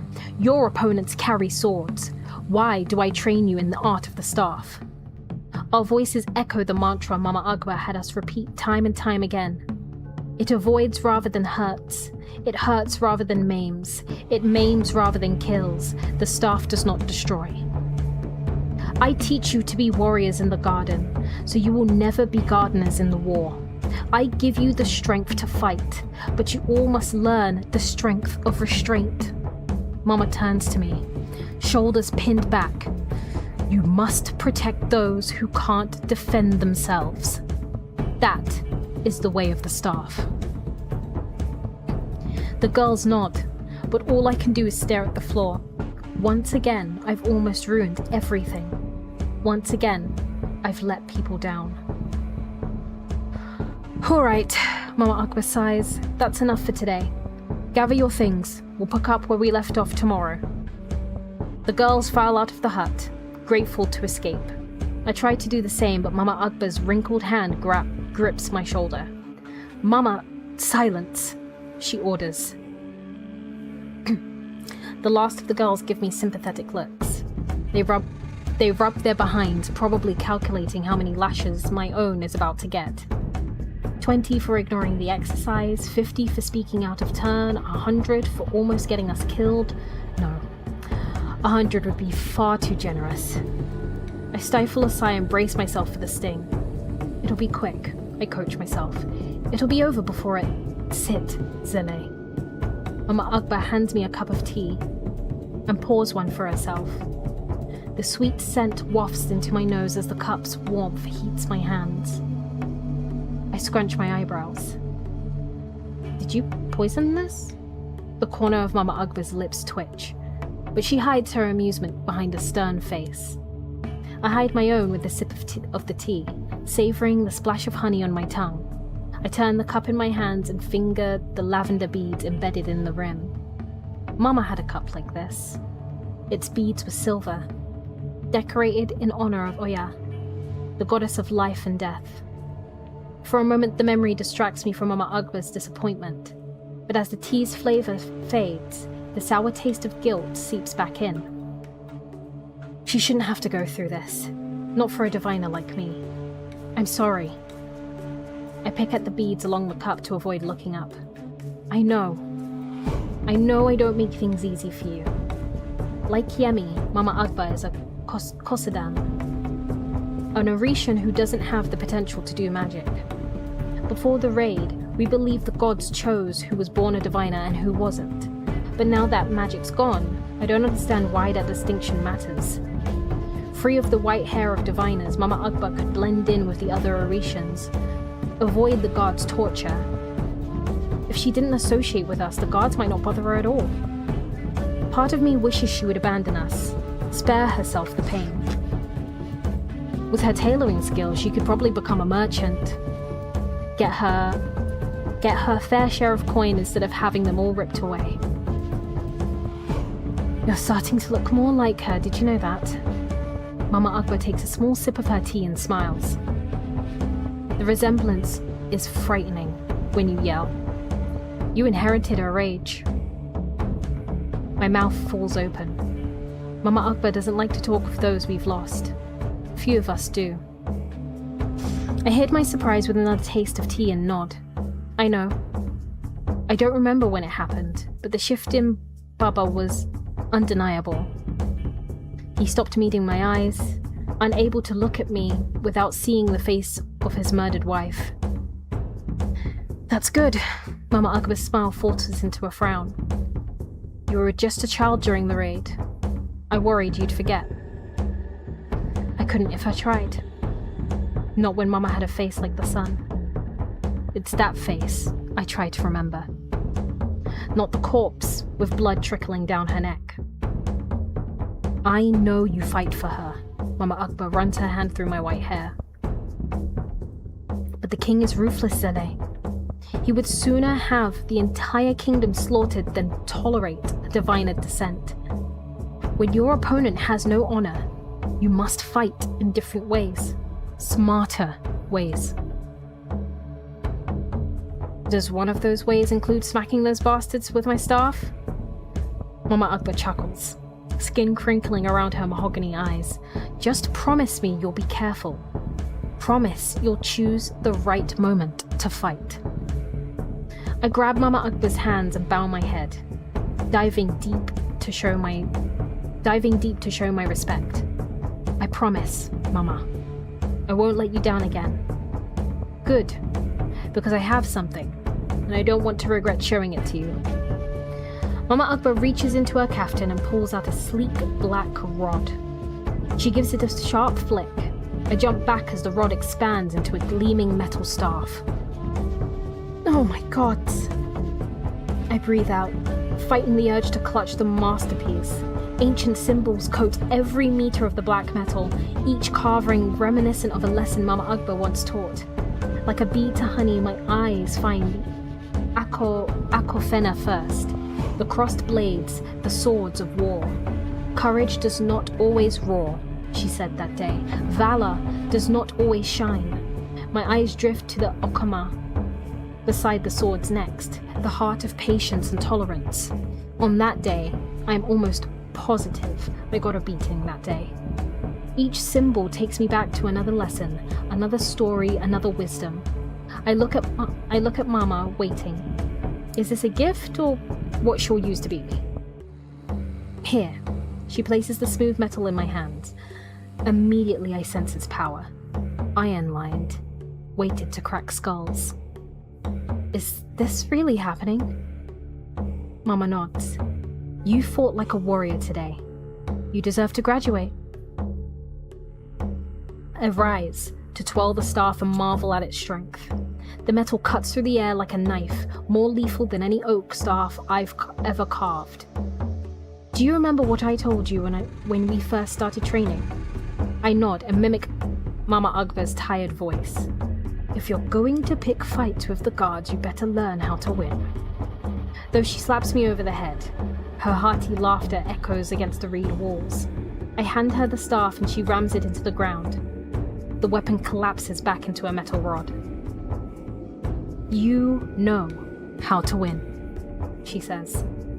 Just make sure you know when to fight. Pride and honor and pain swirl in my chest when Mama Ugba places the staff back into my palm, not trusting myself to speak. I wrap my hands around her waist and inhale the familiar smell of freshly washed fabric and sweet tea.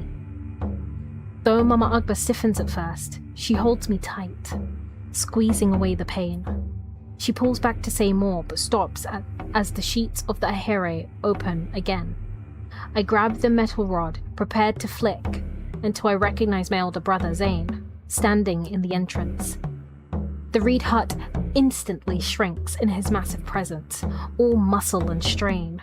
Tendons bulging against his dark skin, sweat rains from his black hair down his forehead, his eyes catch mine and a sharp pressure clamps my heart. It's Baba. Chapter 2. I'm gonna take another little sip of water, because it's a good break time.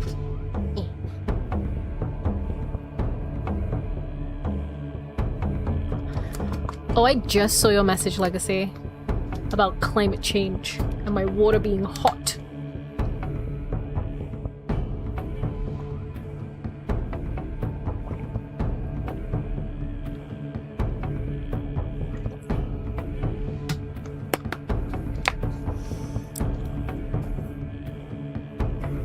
What? Oh, give me a second. Let me see if I need to refill up my my fan and its mist function. Ooh, fancy. Ooh, mist function. Ooh, fancy fan. Oh, it turns red and self-destructs. Ooh, fancy. Oh my god, it's so fancy, you guys. I do need to fill it up. I knew it. I could feel it. Feel it in the universe. I'm not peeing, to anyone curious. I'm filling...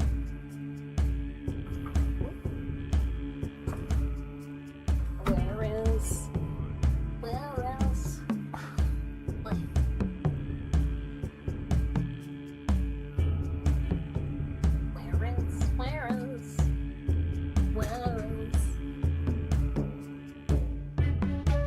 I'm very much liking the story. It's written really well. Right? And it's a very awakening experience for me. There's a lot of things in here where I'm like, oh man, this really is written by one of me. This really is written by someone who's black. There's just certain things. Like the whole telling of stories and yeah, I could bloody go into it, bro. But it's... Thank you for the head pats, thank you. Thank you.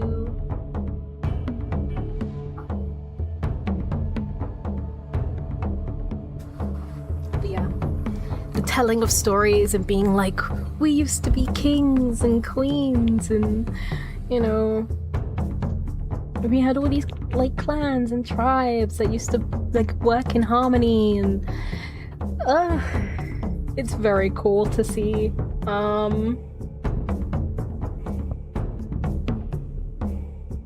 it's also like, I'm glad that it works. God, I don't know why my throat is like clogging up.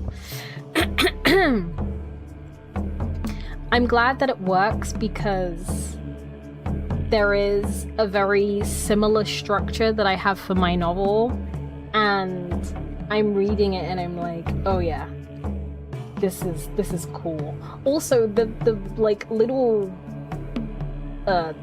4 sentences they have before the blurb is, they killed my mother, they took our magic, they tried to bury us, now we rise. Like, it's cool. It's cool. It's really cool. I'm back. What did I miss? What book are we reading? We are reading Children of Blood and Bone. Just because you may not have been here for the trigger warnings before I go into chapter 2. The trigger warnings are abusive parents, assault, attempted sexual assault, blood, colorism, death, parent and or child, discrimination, genocide, oppression, racial slurs, sex, slavery, torture, violence, and le war. Le meaning the. I'm sure there's multiple wars, but it just says war, so I'm assuming there's one war, so le war is actually quite apt. But yeah.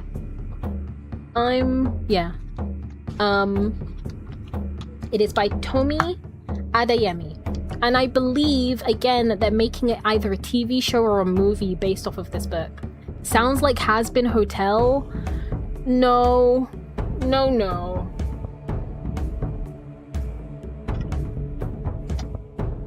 No, no, no.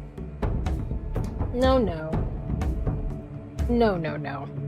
No, no, no. See, this book has good representation of black culture. Has Been Hotel has reductionist representation of black culture. Like Alistair being voodoo. Trust me, this book is way better. This book is way better. It's really, really good. Just based off of the warnings, yeah. Yeah, you know, I'm not surprised. I'm not surprised. I've heard things about Has-Been that, yeah, I'm not surprised. But at least it feels like, with this book at least, the pacing feels really good. And the immediate, like, establishing of character is just, chef's kiss. I prefer Godzilla anyways. Good. Kaijus are always better than Has Been Hotel. Name me a kaiju that isn't better than Has Been Hotel. And whilst you think on that, chapter 2, Zele. I'm assuming we're gonna have different points of view, which will be very interesting.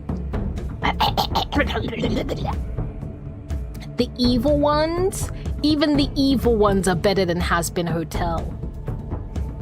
Exactly. Every kaiju is better than Has Been Hotel. You wanna know why? Because they're fucking kaijus, bro. They're fucking kaijus. Kaijus can do no wrong. They're just little guys. They're little big guys. Little big guys on a little planet. Yeah. The last words I ever wanted to hear. It's Baba means it's over. It's Baba means he's hurt, or worse, no. I stop my thoughts as we sprint across the wooden planks of the merchant quarter. He's okay, I promise myself. Whatever it is, he's going to live. Iloran rises with the sun, bringing our ocean village to life.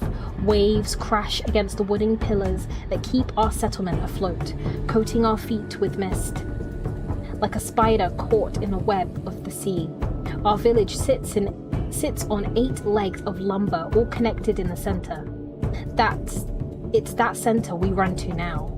That center that brings us closer to Baba. Watch it!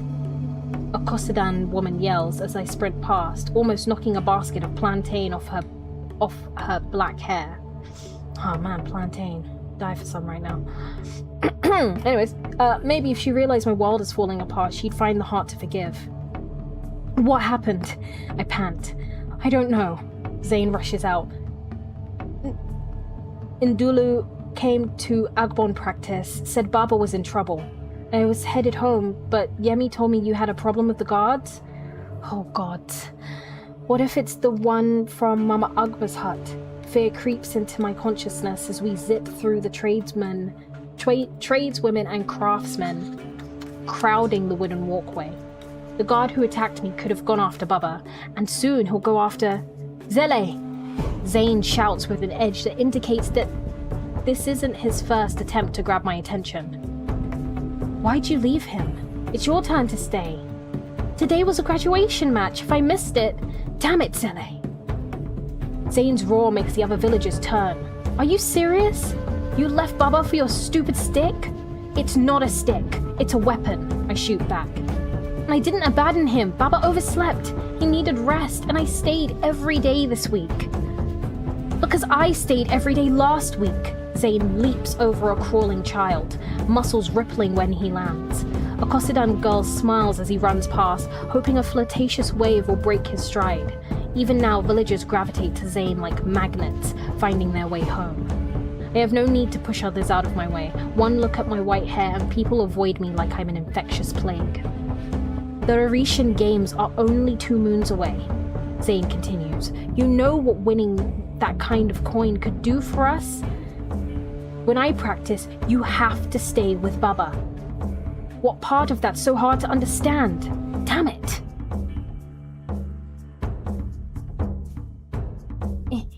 Sorry. Zane skids to a stop before the floating market in the center of Aloran. Surrounded by a rectangular walkway, the stretch of the open sea swells, with villagers haggling inside their round coconut boats. Before the daily trades begin, we can run across the night bridge to our home in the fisherman's sector, but the market's opened early, and the bridge is nowhere to be seen. We'll have to go the long way. Ever the athlete, Zane takes off, sprinting down the walkway surrounding the market to make it back to Baba. I begin to follow him, but pause when I see the coconut boats. Merchants and fishermen barter, trading fresh fruit for the best of that day's catch. When times are good, the trades are kind. Everyone accepts a little less to give others a little more. But today, everyone bickers, demanding bronze and silver over promises and fish. The taxes. The wretched face of the guard fills my mind as the ghost of his grip burns my thigh. The memory of his glare propels me. I leap into the first boat. Zele, watch out! Kanna cries, cradling her precious fruit. Our village gardener adjusts her head wrap and scowls as I hop into a wooden barge teeming with blue moonfish. Sorry! I yell apology after apology, leaping from boat to boat like a red-nosed frogger. As soon as I land on the deck of the fisherman's sector, I'm off, relishing the sensation of my feet pounding against the wooden planks. Though Zane trails behind me, I keep going. I need to reach Baba first. If it's bad, Zane will need a warning. If Baba's dead... The thought turns my legs to lead. He can't be dead. It's dawn. We need to load our boat and sail out to sea. By the time we lay out our nets, the prime catch will have passed. Who'll scold me for that if Baba's gone? I picture the way he was before I left, passed out in the emptiness of our here. Even asleep, he looked worn, like the longest slumber couldn't grant him rest. I had hoped he wouldn't wake until I returned, but I should have known better. In stillness, he has to deal with his pain, his regrets, and me. Me and my stupid mistakes. The crowd gathered outside my here makes me stumble to a halt. People block my view of the ocean, pointing and shouting at something I can't see. Before I can push my way in, Zane barrels through the crowd. As the path clears, my heart stops. Almost half a kilometer out at sea, a man flails, his dark hands thrashing in desperation. Powerful waves ram against the poor soul's head, drowning him with each impact. The man cries out for help, voice choked and weak. But it's a voice I'd know anywhere. The voice of my father. 2 fishermen row toward him, frantic as they paddle in their coconut boats. But the force of the waves pushes them back. They'll never reach him in time. No! I cry in horror as the current pulls Baba below the water. Though I wait for him to surface, nothing breaks through the vengeful waves. We're too late. Baba's gone. It hits me like a staff to the chest, to the head, to the heart. In an instant, the air vanishes from my world and I forget how to breathe. But while I struggle to stand, Zane launches into action. I scream as he dives into the water, cutting through the waves with the power of a dual-finned shark. Zane swims with a frenzy I've never seen. Within moments, he overtakes the boats. Seconds later, he reaches the area where Baba went under and dives down. Come on. My chest tightens so much I swear I feel my ribs crack.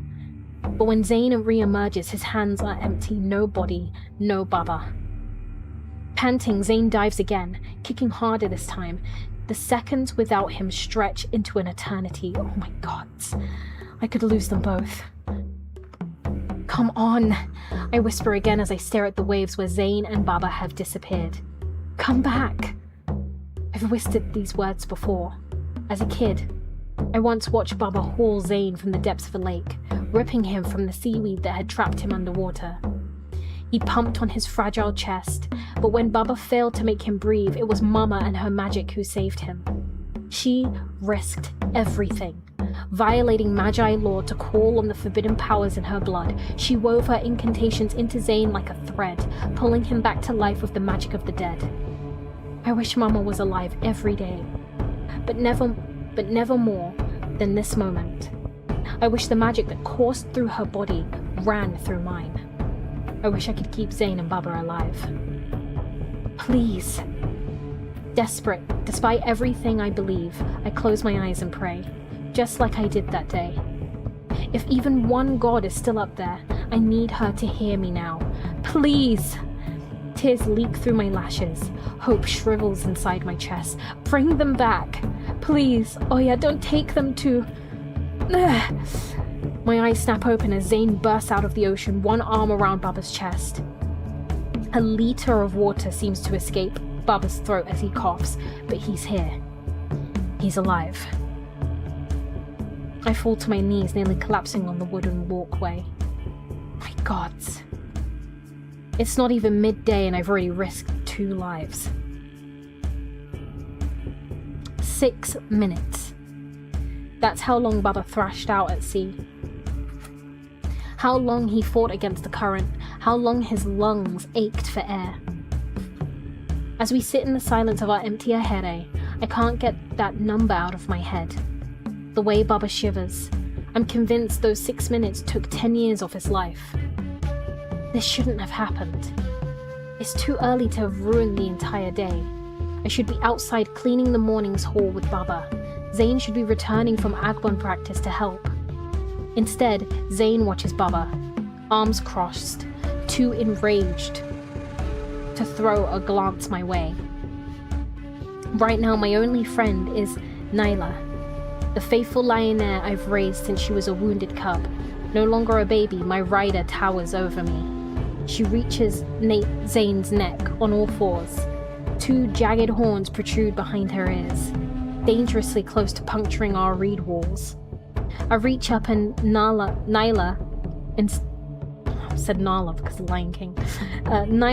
instinctively brings her giant head down, careful to maneuver the fangs curved over her jaw. She purrs as I scratch her snout. At least someone's not angry with me. What happened, Baba?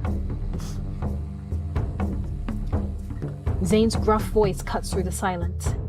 We wait for an answer, but Baba's expression stays blank. He gazes at the floor with an emptiness that makes my heart ache. Baba? Zane bends down to meet his eyes. Do you remember what happened? Baba pulls his blanket tighter. I had to fish. But you're not supposed to go alone, I exclaim. Baba winces and Zane glares at me, forcing me to soften my tone. Your blackouts are only getting worse. I try again. Why couldn't you just wait for me to come home? I didn't have time. Baba shakes his head. The guards came, said I had to pay. What? Zane's brows knit together. Why? I paid them last week. It's a diviner tax. I grip the draped fabric of my pants, still haunted by the guard's touch. They came for Mama Ugba too, probably hitting every diviner home in Ilorin. Zane presses his fist fists to his forehead as if he could smash through his own skull. He wants to believe that playing by the monarchy's rules will keep us safe. But nothing can protect us when those rules are rooted in hate. The same guilt from earlier resurfaces, squeezing until it sinks into my chest. If I wasn't a diviner, they wouldn't suffer. If Mama hadn't been a magi, she'd still be alive today. I dig my fingers through my hair, accidentally ripping a few strands from my scalp. Part of me considers cutting all of it off. But even without my white hair, my magi heritage would damn our family all the same. We are the people who fill the king's prisons, the people our kingdom turn into laborers, the people Orishans try to chase out of their features, outlawing our lineage as if white hair and dead magic were a societal stain. Mama used to say that in the beginning, white hair was a sign of the powers of the heaven and earth. It held beauty and virtue and love. It meant we were blessed by the gods above. But when everything changed, magic became a thing to loathe. Our heritage transformed into a thing to hate. It's a cruelty I've had to accept, but whenever I see that pain inflicted on Zane or Baba, it cuts to a new depth. Baba's still coughing up salt water, and already we're forced to think about making ends meet. What about the sailfish? Zane asks. We can pay them with that. I walk to the back of the hut and open our small iron icebox. In a bath of chilled seawater lies the red-tailed sailfish we wrangled yesterday. Its glistening scales promising a delicious taste. A rare find in the Worry Sea. It's much too valuable for us to eat, but if the guards would take it... They refuse to be paid in fish, Baba grumbles. I needed bronze. Silver. He massages his temple like he could make the whole world disappear. They told me to get the coin, or they'd force Zele into the stocks. My blood runs cold. I whip around, unable to hide my fear. Run by the king's army, the stocks act as our kingdom's labor force, spreading throughout all of Orisha. Whenever someone can't afford the taxes, he's required to work off the debt for our king. Those stuck in the stocks toil endlessly, erecting palaces, building roads, mining coal, and everything in between.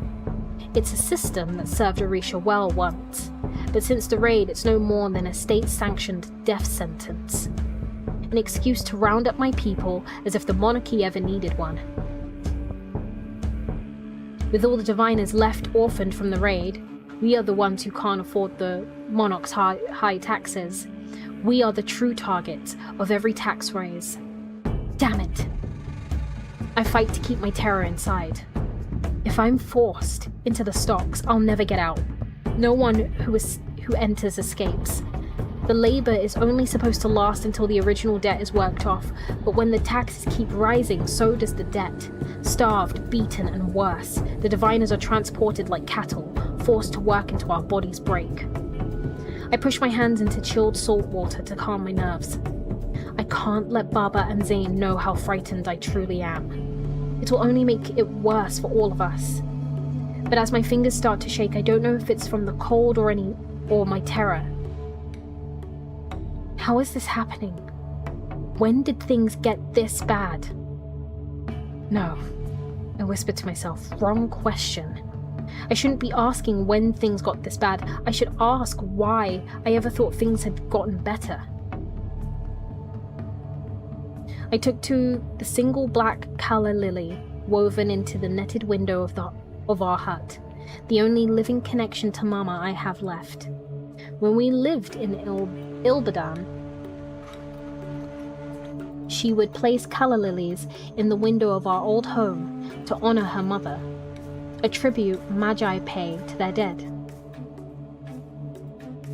Usually when I look at a flower, I remember the wide smile that came to Mama's lips when she would inhale its cinnamon scent.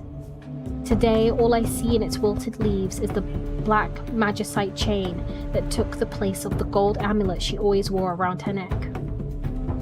Though the memory is 11 years old, it's clearer to me now than my own vision. That was the night things got bad. The night King Saran hung my people for the world to see, declaring war against the Magi of today and tomorrow. The night magic died. The night we lost everything. Baba shudders, and I run to his side, placing a hand on his back to keep him upright.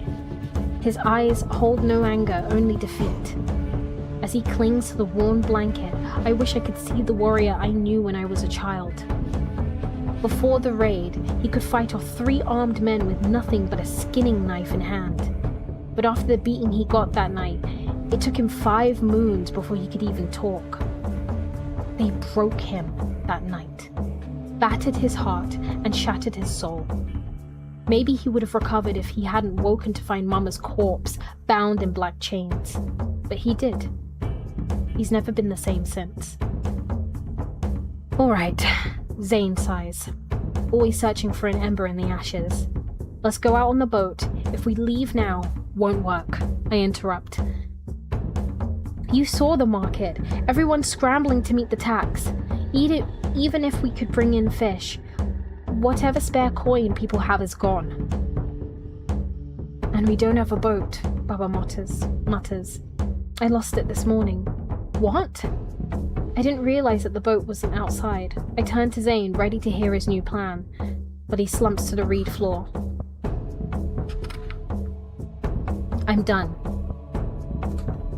I press into the wall and close my eyes.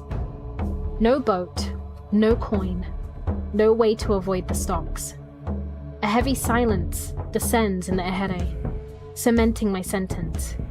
Maybe I'll be assigned to the palace.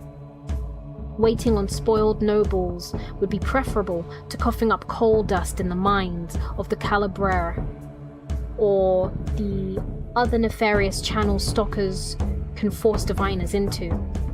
From what I've heard, the underground brothels aren't even close to the worst of what the stockers might make me do. Zane shifts in the corner. I know him. He's going to offer to take my place.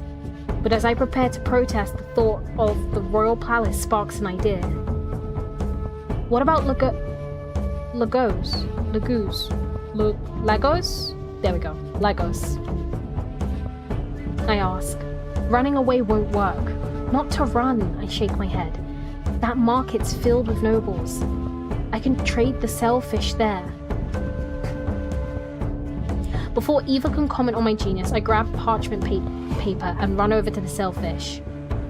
I'll come back with three moons worth of taxes and coin for a new boat. And Zane can focus on his ag bond matches.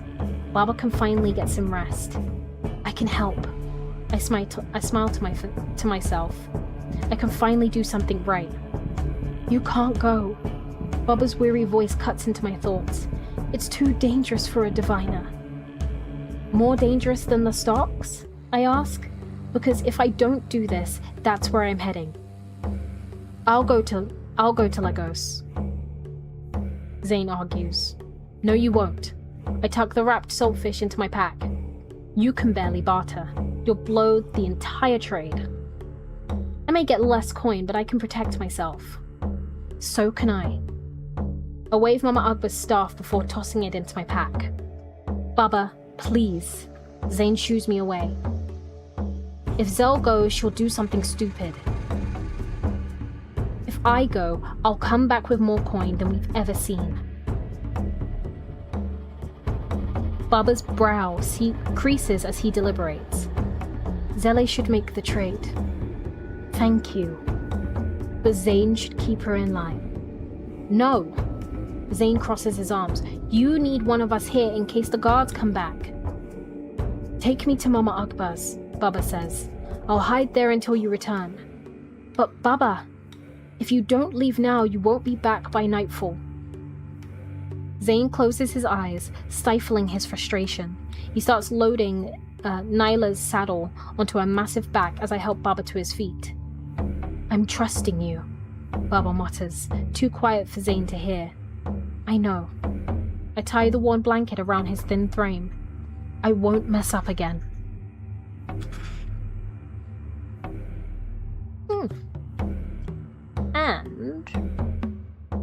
we'll keep going. We'll do one more chapter. But I'm gonna drink a sip of water again. Because for some reason, my throat is heckin' dry AF, y'all. Even though I mean, it probably doesn't help that this water is hot.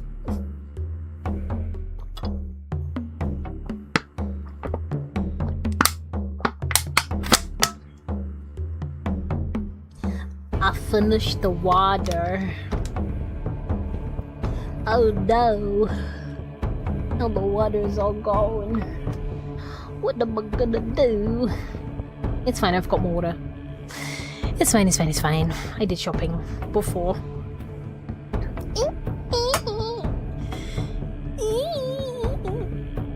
That was me stretching. Sorry.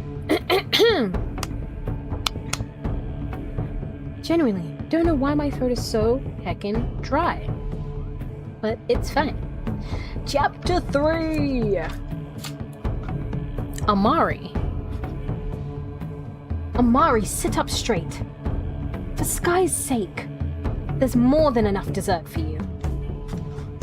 I lower my forkful of coconut pie and push my shoulders back, almost impressed by the number of critiques Mother can hiss under her breath in 1 minute. She sits at the top of the brass table with a golden gele wrapped snug around her head. It seems to catch all the light in the room as it shimmers against her soft copper complexion. I adjust the navy gele on my own head and try to appear regal, wishing the servant hadn't wrapped it so tight. As I squirm, Mother's amber eyes scan the Aloyes, dressed in their finest, searching for the hyenas hiding in the flock. Our female nobility paste on smiles, though I know they whisper about us behind our backs. I heard she's been pushed to the western quarters. She's far too dark to be the king's. My servants swear the commander's carrying Saren's child.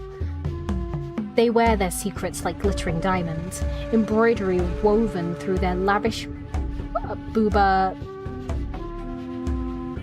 tops and wrapped in Iro skirts. Their lies and lily-scented perfumes taint the honeyed aroma of sweet cakes I am no longer allowed to eat. And what is your opinion, Princess Amari? I snap my head up from the heavenly slice of pie to find Oloye Ronke studying me expectantly. Her emerald iro sparkles bright along her mahogany skin, chosen precisely for the way it shines against the white stucco of the tier room walls. I beg your pardon? On a visit to Zarya. She leans forward until the fat ruby hanging from her throat grazes the table. The garnished jewel serves as a constant reminder that Olaye Ronke wasn't born with a seat at our table. She bought her way in. We would be honored to have you stay at our manor. She fingers the large red gem, lips curving as she catches me staring. I'm sure we could even find a jewel like this for you as well. How kind of you. I stall, tracing the path from Lagos to Zarya in my mind. Far past the Olasimbo range, Zarya sits on the northern end of Orisha, kissing the Adetunji Sea. My pulse quickens as I imagine visiting the world beyond the palace walls. Thank you, I finally speak. I would be honored, but unfortunately Amari cannot. Mother cuts in, frowning without the slightest hint of sadness. She is in the thick of her studies, and she's already fallen behind in arithmetic. It would be far too disruptive to stop now. The excitement growing in my chest deflates. I poke at the uneaten pie on my plate. Mother rarely allows me to leave the palace. I should have known better than to hope. Perhaps in the future, I say quietly, praying this small indulgence will not incite Mother's wrath. You must love living there, having the sea at your feet and the mountains at your back. It's just rocks and water, Samara. It's just rocks and water, Samara. Oloye's eldest daughter wrinkles her wide-set nose. Nothing compared to the magnificent palace. She flashes a smile at her mother, but her sweetness disappears when she turns her back to me. Besides, Zaria's overrun with diviners. At least the maggots in Lagos know to stick to their slums. I tense at the cruelty of Samara's words. They seem to hang above us in the air. I glance over my shoulder to see if Binta heard as well. But my oldest friend does not appear to be here. As the only diviner working in the upper palace, my chambermaid has always stood out, a living shadow forever by my side. Even with the bonnet Binta secures over her white hair, she's still isolated from the rest of the serving staff. May I assist you, princess? I turn over my over shoulder to see a servant I don't recognize. A girl with chestnut skin and large round eyes. She takes my half-empty cup and replaces it with another. I glance at the amber tea. If Binta were here, she would have snuck a spoonful of sugar into my cup when Mother wasn't looking. Have you seen Binta? The girl draws back suddenly, her lips pressed together. What is it? The girl opens her mouth, but her eyes dart around the women at the table. Binta was summoned to the throne room, Your Highness, a few moments before the luncheon began. I frown and tilt my head. What could Father possibly want with Binta? Of all the servants in the palace, he never summons her. He rarely summons servants at all. Did she say why? I ask. The girl shakes her head and lowers her voice, choosing each word with care. No, but guards escorted her there. A sour taste crawls onto my tongue, bitter and dark as it travels down my throat. The guards in this palace do not escort. They take. They demand. The girl looks desperate to say more, but her mother shoots a glare. Mother's cold grip pinches my knee under the table. Stop talking to the help. I snap around and look down, hiding from my mother's gaze. She narrows her eyes like a red-breasted firehawk on the hunt, just waiting for me to embarrass her again. But despite her frustration, I cannot get the thought of Binta out of my head. Father knows of our closeness. If he required something from her, why wouldn't he go through me instead? I stared out the panelled windows at the royal gardens as my questions grow, ignoring the empty laughter of the aloes around me. With a lurch, the palace doors fly open. My brother strides through. Inan stands tall, handsome in his uniform as he prepares to lead his first patrol through Lagos. He beams among his fellow guards, his decorated helmet reflecting his recent promotion to captain. Despite myself, I smile, wishing I could be a part of his special day. Everything he ever wanted, it's all finally happening for him. Impressive, is he not? Samara fixes her light brown eyes on my brother with a frightening lust. Youngest captain in history. He will make an excellent king. He will, Mother glows, leaning in close to the daughter she cannot wait to have. Though I do wish the promotion was not accompanied by such violence. You never know what a desperate magnate might try with a crown prince. The lawyers nod, and dispense useless opinions as I sip my tea in silence. They speak of our subjects with such levity, as if they were discussing the diamond-stitched gelles sweeping Lagos's fashion. I turn back to the servant who told me about Binta. Though she is far away from my table, a nervous tremble still rocks her hand. Samara. Mother's voice breaks into my thoughts, pulling my focus back. Have I mentioned how regal you look today? I bite my tongue and drain the rest of my tea. Though Mother says regal, the word lighter hides behind her lips. Like the regal lawyers who can proudly trace their lineage back to royal families who first wore Orisha's crown. Not common, like the farmers who toil the fields of Mina, or Lagos's own merchants bartering their wares in the sun. Not unfortunate, like me, the princess Mother is almost too ashamed to claim. As I peek at Samara from behind my cup, I'm struck by her new soft brown complexion. It was only a few luncheons ago she shared her mother's mahogany colouring. You are too kind, Your Majesty. Samara looks down at her dress in false modesty, smoothing non-existent wrinkles. You must share your beauty regimen with Amari. Mother places a cold hand on my shoulder, fingers light against my dark copper skin. She lounges in the garden so often she's beginning to look like a farmhand. Mother laughs, as if a horde of servants don't cover me with sunshades whenever I step outside. Like she didn't coat me with powder before this very luncheon began, cursing the way my complexion makes the nobility gossip that she slept with a servant. That is not necessary, Mother. I cringe, remembering the sharp pain and the vinegar stench of her last cosmetic concoction.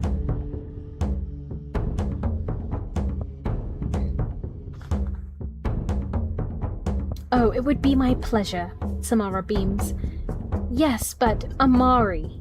Mother cuts me off with a smile so tight it could split her skin. She would love to, Samara. Especially before courting begins. I try to swallow the lump in my throat, but the very act almost makes me choke. In that moment, the smell of vinegar becomes so strong I can already feel the searing on my skin. Do not worry. Samara grips my hand in her own, misreading my distress. You will grow to love courting. It really is quite fun. I force a smile and try to pull my hand away, but Samara tightens her hold, as if I'm not allowed to let go. Her gold rings press into my skin, each band set with a special stone. One ring feeds into a delicate chain, connecting to a bangle adorned with our monarchy's sill, a diamond-studded snow lepinet. Why am I struggling? Why am I struggling? Why am I struggling? Lepinet, snow lepinet. There we go.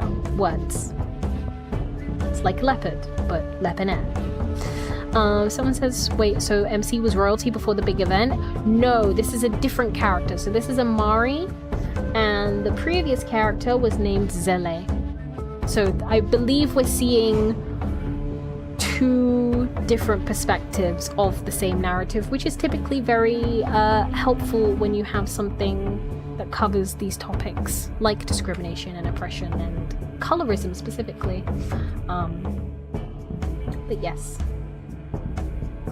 Samara wears the bangle with pride. No doubt a gift from Mother. In spite of myself, I admire its beauty. It has even more diamonds than my skies. Not mine. Not anymore. Panic floods me as I remember what happened to my own bangle, the one I gave to Binta. She did not want to take it. She feared the price of a gift from the throne, but Father raised the diviner taxes. If she didn't sell my bangle, she and her family would have lost their home. They must have found out, I realize. They must think Binta is a thief. That's why she's been summoned to the throne room. That's why she needed to be escorted. I jumped out of my seat, the legs of my chair screech against the tiled floor. I can already see the guards holding out Binta's delicate hands. I can see Father swinging down his sword. Pardon me, I say as I step back. Amari, sit down. Amari, Mother, please. Too loud. I know it, the instant the words leave my mouth, my shrill voice bouncing along the tier room's walls, quieting all conversation. My apologies, I feel ill. With all eyes burning into my back, I scurry toward the door. I can feel the heat of Mother's coming wrath. But I do not have time for that now. The moment the door shuts, I take off, hiking up my heavy gown. My heeled slippers clack against the tiled floors as I sprint through the halls. How could I be so foolish? I chastise myself, swerving to avoid a servant. I should have left the moment that girl told me of Binta's summoning. If the roles were reversed, Binta would not have wasted a heartbeat. Oh, skies, I curse, pushing myself past the slender vases of red impala lilies in the foyer, past the portraits of my royal ancestors glaring at me from generations past. Please be okay. I hold on to the silent hope as I round the corner into the main hall. The air is thick with heat, making it harder to breathe. My heart beats in my throat as I slow down before Father's throne room, the room I fear the most. The first place where he ordered Inan and me to spar. The home of so many scars. I grip the velvet curtains hanging outside the black oak doors. My sweat-covered hands soak into the rich fabric. He may not listen. I gave up the bangle. Father could punish me in Binta's stead. A pulse of fear travels down my spine, numbing my fingers. Do this for Binta. For Binta, I whisper out loud. My oldest friend, my only friend. I have to keep her safe. I take a deep breath and wipe the sweat from my hands, savoring my last few seconds. My fingers barely graze the handle glistening behind the curtains when... What? Oh, sorry. Has a bit more exaggerating. What? Father's voice booms through the closed door like the roar of a wild gorillion. My heart pounds against my chest. I have heard Father yell before, but never like this. Am I too late? The door swings open and I jump back as a stream of guards and fanners sprint from the throne room like thieves on the run. They grab the remaining nobles and servants milling around the main hall and pull them away, leaving me all alone. Go. My legs throb as the door starts to close. My father's mood has already been soured. But I have to find Binta. For all I know, she could be trapped inside. I can't let her face Father alone. I lunge forward, catching the door just before it slips shut. I wedge my fingers into the frame and pull the door open a crack, peering through the slit. What do you mean? Father shouts again, spittle flying onto his beard. Veins pulse under his mahogany skin, stark against the reed agbada he wears. I pull the door open a hair wider, fearing I'll catch sight of Binta's slender frame, but instead I see Admiral Abyssal cowering before the throne. Beads of sweat gather on his bald head as he stares at everything except Father. Beside him, Commander Kea stands tall, her hair falling down her neck in a tight, glossy braid. The artifacts washed ashore in Wari, a small village off the coast of the sea, Kea explains. Their proximity activated latent abilities in a few of the local diviners. Latent abilities? Kea swallows. Her muscles tense against her light brown skin. She gives Admiral Abyssal a chance to talk, but the Admiral stays silent. The diviners transformed. Kea winces, as if the words cause her physical pain. The artifacts awakened their powers, Your Highness. The diviners became magi. I gasp, but quickly cover my mouth to stifle the sound. Magi? In Arisha? After all this time? A dull spike of fear travels up my chest, making each breath tight as I open the door a hair wider to get a better view. That cannot be. I wait for my father to say, that would be impossible. He finally says, voice barely above a whisper. He grips the pommel of his black magicite blade so hard his knuckles crack. I am afraid not, Your Highness. I saw it with my own eyes. Their magic was weak, but it was there. Skies. What does this mean for us? What shall happen to the monarchy? Are the Magi already planning an attack? Will we have any chances of fighting back? Memories of Father before the raid play in my head. A paranoid man with grinding teeth and forever greying hair. The man who ordered Anan and me into the palace cellar, placing swords in our hands, though we were far too young and weak to lift them. The Magi will come for you, he warned. The same words every time he forced us to spar. When they do, you must be prepared. The memory of pain stabs my back as I study Father's blanched face. His silence is more intimidating than his rage. Admiral Abyssal all but trembles. Where are the Magi now? Disposed of. My stomach clenches and I hold my breath, forcing the luncheon's tea back down. Those Magi are dead. Slaughtered, tossed to the bottom of the sea. And the artifacts? Father presses, unfazed by the Magi's death. If he had his way, he'd probably dispose of the rest of them. I have the scroll. Kaya reaches into her breastplate and pulls out a weathered parchment. Once I discovered it, I took care of the witnesses and came straight here. What of the Sunstone? Kaya shoots Abyssal a gaze so sharp it could draw blood. He clears his throat deeply, as if stretching out every last second before he delivers the news. The stone was stolen from Wari before we arrived, Your Highness, but we are tracking it. We have our best men on its path. I have no doubt we will recover it soon. Father's rage simmers like heat rising through the air. You were tasked To destroy them, he hisses. How did this happen? I tried, Your Highness. After the raid, I tried for moons. I did everything I could to destroy them, but the artifacts were hexed. Abele's eyes dark to Kea, but she stares straight ahead. He clears his throat again. Sweat pools in the folds beneath his chin. When I ripped the scroll, it pieced itself back together. When I burnt it, it formed again from the ashes. I had my strongest guard take a mace to the sunstone, and it did not even sustain a scratch. When those wretched artifacts wouldn't break, I locked them in an iron chest and sank them in the middle of the Banjoko Sea. They would never have washed up on the coast, not without magic. Abele catches himself without uttering the word. I promise, Your Highness, I did everything I could. But it would appear the gods have other plans. The gods? I lean in. Has Abele's mind gone to the skies? Gods don't exist. Everyone in the palace knows that. I wait for Father to react to Abele's foolishness, but his face remains even. He rises from his throne, calm and calculating. Then, quick as a viper, he strikes, grabbing Abele by the throat. Tell me, Admiral. He raises Abele's body into the air and squeezes. Whose plans do you fear more, the gods or mine? I flinch, turning away as Abele chokes for air. This is the side of Father I hate. The side I try so hard not to see.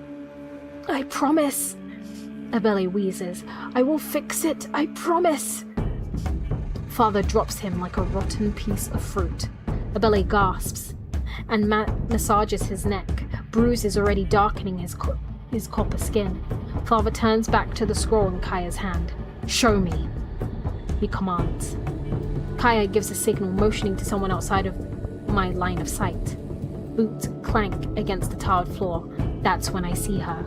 Binta.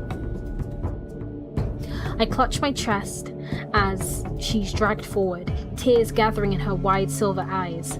The bonnet she takes so much care to tie every day sits askew, revealing locks of her long white hair. Someone has gagged her with a scarf, making it impossible for her to shout. But if she could, who would help her? She's already in the guard's grasps. Do something, I order myself, now! But I cannot bring my legs to move. I cannot even feel my hands. Kaya unrolls the scroll and walks forward slowly, as if approaching a wild animal. Not the sweet girl who has wiped my tears for so many years. The servant who saves all her palace rations so her family can enjoy one good meal.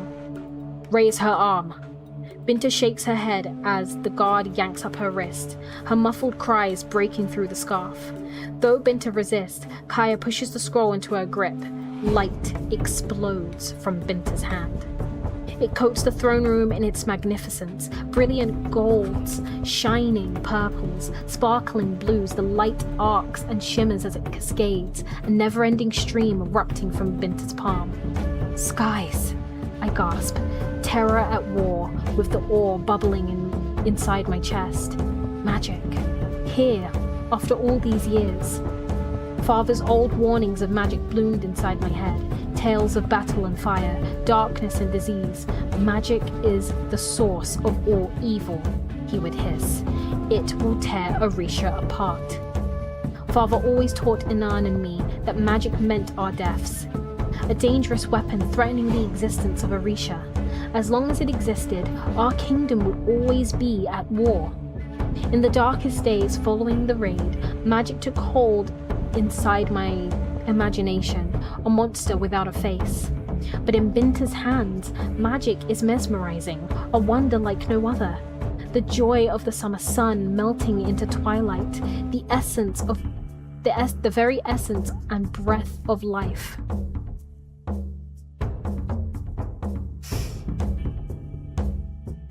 Oh, my eyes, they're going blurry. Nope, they're not going blurry, it's just dark. Wait, give me that. There we go. Okay, I'm gonna start again. The joy of the summer sun melting into twilight, the very essence and breath of life. Father strikes fast, quick like lightning. 1 minute Binta stands. In the next, Father's sword plunges through her chest. No! I clasp my hand to my mouth before I could scream, nearly falling onto my back. Nausea rises to my throat, hot tears sting my eyes. This isn't happening. The world starts to spin. This isn't real. Binta is safe. She's waiting with a loaf of sweet bread in your room. But my desperate thoughts do not change the truth. They do not bring back the dead.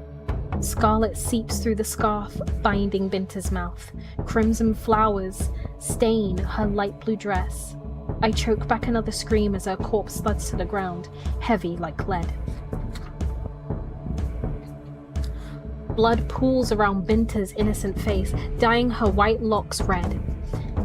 Its copper smell wafts through the crack in the door. I stifle a gag. Father yanks off Binta's apron and uses it to clean his sword. Completely at ease. He doesn't care that her blood stains his royal robes. He doesn't care. He doesn't see that her blood stains my own hands. I scramble backwards onto my feet, tripping over the hem of my dress. I rush up the stairwell at the corner of the main hall, my legs shaking with every step. My vision blurs as I fight to make it to my quarters, but it's all I can do to rush over to a vase. I grab onto the ceramic rim. Everything inside me comes back up. The bile stings, something fierce, bitter with acid and tea.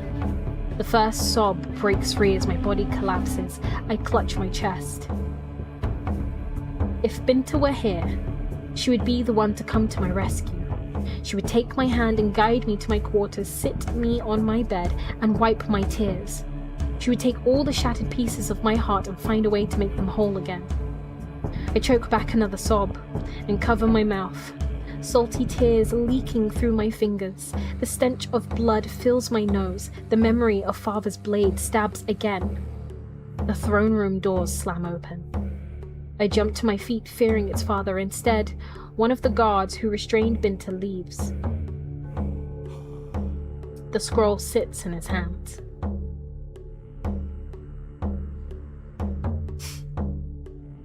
I stare at the weathered parchment as he climbs the stairs towards me, recalling how just one touch made the world explode with light. Light trapped inside my dear friend's soul, unbelievably beautiful, eternally bold. I turn away as the soldier nears, hiding my tear-stained face. Forgive me. I'm unwell. I must have eaten some rotten fruit. The guard barely nods, distracted as he continues ascending. He grips the scroll so hard his knuckles darken, as if afraid of what the magical parchment will do if he doesn't. I watch as he walks to the third floor and pushes a painted black door open. Suddenly, I realize where he's headed. Commander Kaya's quarters. Seconds ache by as I watch the door, waiting. Though I do not know why. Waiting will not bring Binta back. It shall not allow me to enjoy her melodic laugh. But still I wait, freezing when the door reopens. I turn back to the vase and retch once more, not stopping until the guard passes me again. His metal-soled boots clink as he heads back down to the throne room. The scroll is no longer in his grip. With shaking hands, I wipe my tears, no doubt smearing the paint and powders my mother forced onto my face. I run my palm over my mouth, taking any remains of vomit away. Questions fill my mind as I rise and approach Kaya's door. I should continue to my quarters, yet I step inside. The door shuts behind me with a loud thud and I jump, weary that someone will seek out the source of the noise. I've never set foot in Commander Kaya's room. I don't even think the servants are allowed in here. My eyes comb the burgundy walls, so different from the lavender paint that covers my own. A royal cloak lies at the foot of Kaya's bed. Father's cloak. You must have left it behind. On another day, the realization that Father was in Kaya's quarters would have made my throat tight, but I can barely feel anything now. The discovery of Father's cloak pales in comparison to the scroll sitting on Kaya's desk. I step toward it, legs throbbing as if approaching the edge of a cliff. I expect to feel some aura in the scroll's presence, yet the air surrounding it remains dead. I reach out, but pause, swallowing the fear that begins to swell. I see the light that exploded from Binta's hands, the sword that pierced through her chest. I push myself, reaching out again, with the very ends of my fingertips. When they brush the scroll, I close my eyes. No magic comes forth.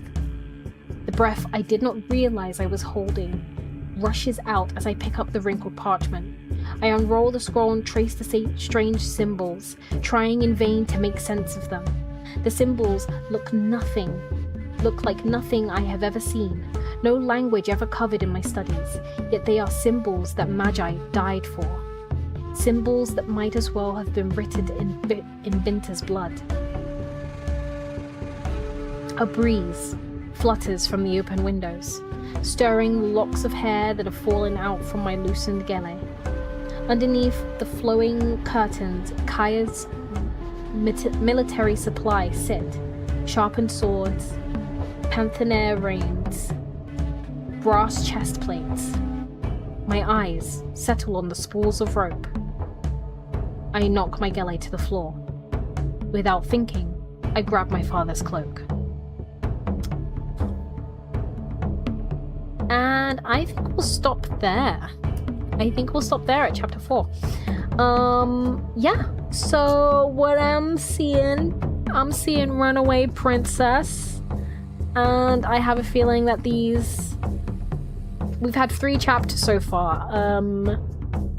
And it's all leading up to a convergence. They're gonna bump into each other. I bet it's gonna activate, because she has the scroll with her. It's gonna activate latent abilities in Zele, and the two of them are gonna get together and they're gonna kiss. This is gonna be a beautiful, beautiful kissing story. A beautiful story with kissing, and no more death. No people get hurt. Everybody's okay. Yeah. And if anybody tells me otherwise, then, you're wrong. And if I read this book and other things happen, then I will tell the book it's wrong too. But thank you, guys, for joining me I'm really excited to keep reading. It's so good. It's so good. There is a phrase. There was a description used. There was a description used somewhere that I really love, and I think it's with Zele. Let me find it. It was about pain. Wait. Oh man.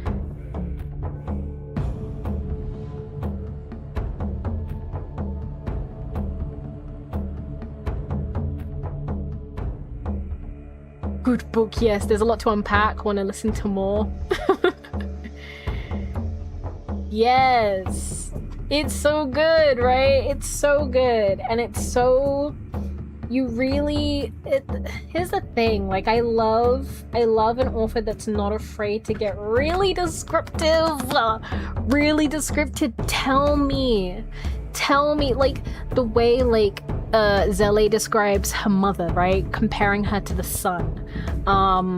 The way that this magic that they fear, when Amari sees that magic occur, this magic that she told was hateful, that she told caused diseases. I mean, it probably can. They did mention it can cause disease. But, like, when she saw it, there's a difference between, like, it's like when, and I've had this with, like, a few of my college friends where, like, they are from a different background and they are from a different upbringing and they don't particularly like certain people. They have racist, like, family members, and their first time meeting someone of that culture, and whatever they were told just completely goes out the window because it's so different from these preconceived notions. And the fact that when Amari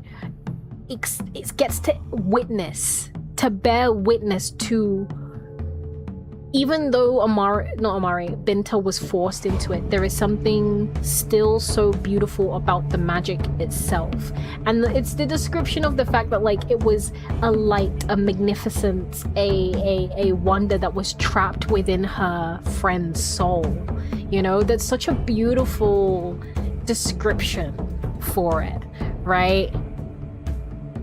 It's very cool.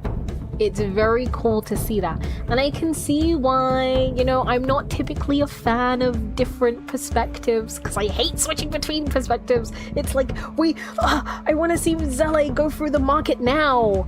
I don't want to have to read through this other person. But I'm actually really enjoying both of these perspectives, so you know.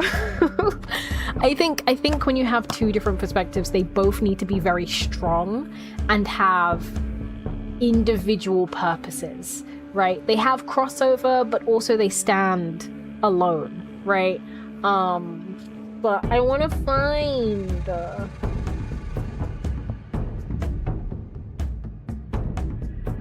I need to find, where is it? There was a thing, there was a description, and I was like, wow. That's so pretty. It was after the gods for sure.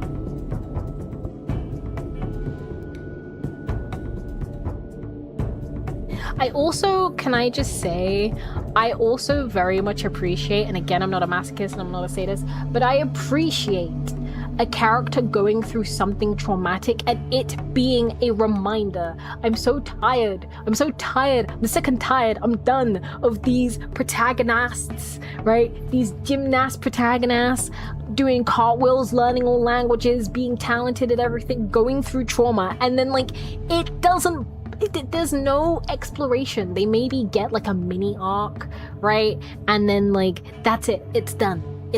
They're like, okay, whatever. And fair enough, we're only 4 chapters into the book, but I appreciate that every time Zele looks at something that reminds her of her mother, that memory is like, despite her saying, I tried to remember my mother's face, she had a face like the sun, I tried to remember my mother's face like that. However, every memory she comes across is tainted by the experience that at a very young age she saw her mother literally get lynched, right? Wrapped up in chains, hung from a tree, lynching. Literally saw that happen to her mother. And I appreciate that it lingers. This shit happens to you and it doesn't just disappear. You sound like, oh, but I live in a world where magic used to exist and blah, blah, blah, blah. No, shut up. Fuck, man. Let characters experience. Let characters live. Let characters breathe. Anyways, my passionate rant is over. I feel that in all aspects, all the time. I'm trying to find this quote. God damn it! I should have This is why I don't use highlighters in my book unless I'm studying, and then I highlight the words.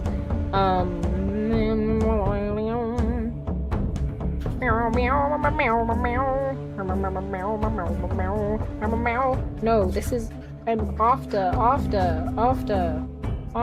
There was a description. There's a description. After. Is it in the hut with Baba? Also, can we talk about Zane? Can we talk about Zane? Zele's brother? I bet he's fine as fuck, y'all. Just from the descriptions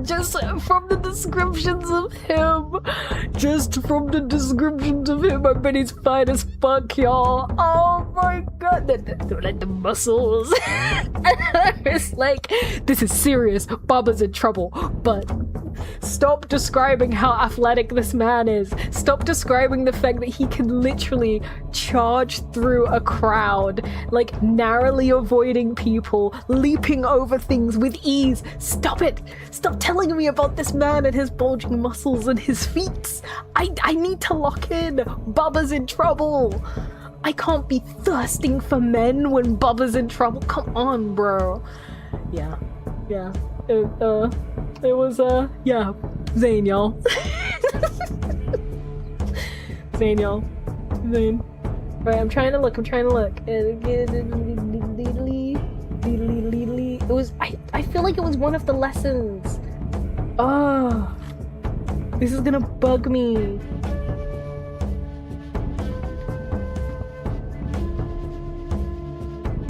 I'm looking.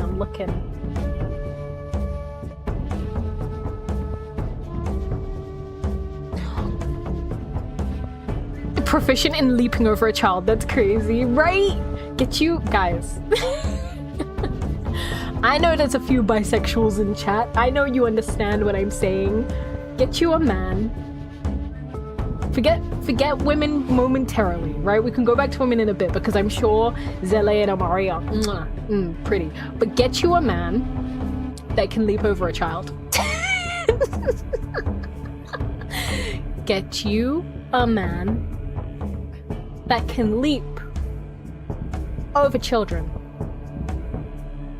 Nothing can get in his way. Can you imagine? Imagine, if you will, you're in central London and you're like, babe, where are you? And he just like, again, he just hop, skip, and a jump. He can always find you, bro. Get you a man. Now back to the women. All right.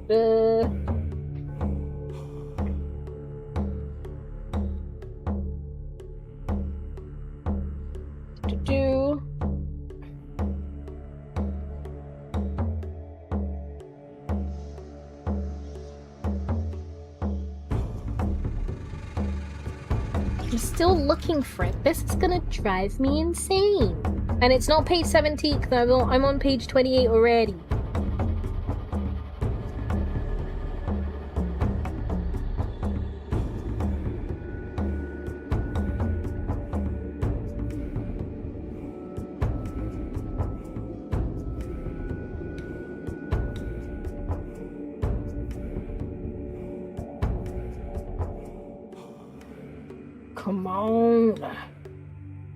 Come on, let me find it. Or maybe I'm imagining life and it was actually Amari's description.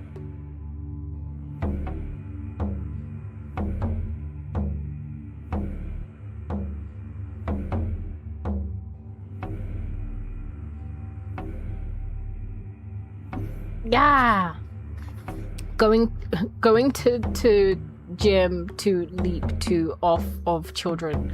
You know what? You do that. If that's how you achieve your gym goals, you do that. You leap off. You go to gym to learn to leap off children. Come on. Where's the description? I think it's in Amari's part. Maybe I'm imagining life.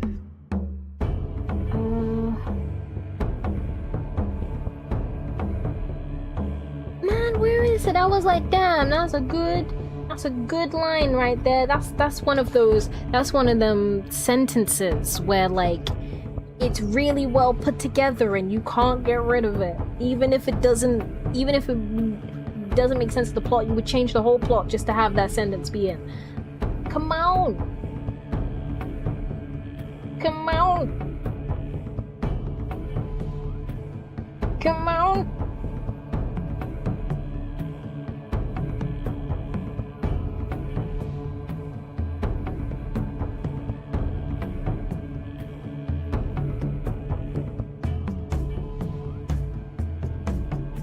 Oh.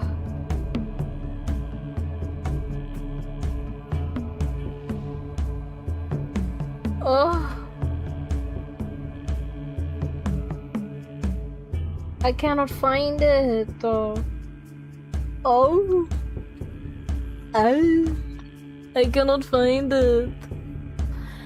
Oh well, I will find it another time. But guys, thank you again. If you like this book, stay tuned because we will be back again we'll be back again because I like it being at the beginning of the month. Hello? Open my calendar, you tween. You. Ah, it won't open. Right, I need to look. Oh, now you open. You're a little bitch, you know that? Oh, next week. So next Tuesday. Next Tuesday, we'll be doing another Abyssal Archive stream, just so we can fall back in line with our regular schedule, right? And we'll continue from chapter 4. So long without Nier. Yeah, but like Abyssal Archives is once a month, whereas Nier is every other part of the month. So we can squeeze in some extra hours in there, but I wanna, you know, there's quite a few chapters here. Let me see. How many chapters? Whoa! Chapter 69! Whoa! But there isn't 69 chapters. I just landed on that page serendipitously. 82. 85. Guys. I think there's like 86 chapters. Obviously not all of them are the same length, but there's quite a bit to get through. So, you know, I want to make sure that we're catching up on lost time. But yes, this Friday, Indie Friday, we will be playing Will Follow the Light, bro. And also, before any of you disappear, like the chucklefucks you are, please go to my social media and you will see a Will Follow the Light. Will follow that light. Will follow the frickin' light. You will see a video about Will and his light and the following, right? Please share the link. Share the link. It can be any one of the platforms. It could be Instagram, it could be TikTok, it could be YouTube. Share the link. Comment. Like. In that order. You gotta share the link. Then you comment. And then you like. Because sharing or saving is more... They'll push it more if you do that.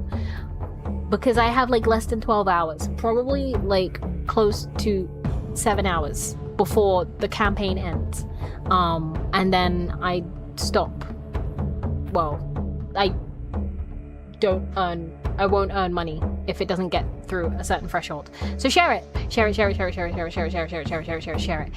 your mom. Share it to your dad. Share it to your uncle. Share it to your niece. Share it to everyone. Everyone you know. Every person that you see. You got a neighbor? Send it to him too. You got someone who uses your Wi-Fi? Send it to them too. You got people in your email? Send it to them too. Okay? What are the people in your emails doing? Fucking nothing. Send it to them. Let them watch it. It's less than a minute long. You guys have enough the brain retention to watch it. And then when you watch it, the algorithm be like, ooh, people are watching. Ooh. And then they'll pass it on to other people. And then you won't have to worry about being the middleman and being my distribution system to your neighbors. Right? Anyways. I will see you guys on Friday and Saturday, and I look forward to it. I love you guys lots. Have a good morning, afternoon, or night. And yeah, take care, everybody. Bye bye, Jenna. Toodles. Bye bye.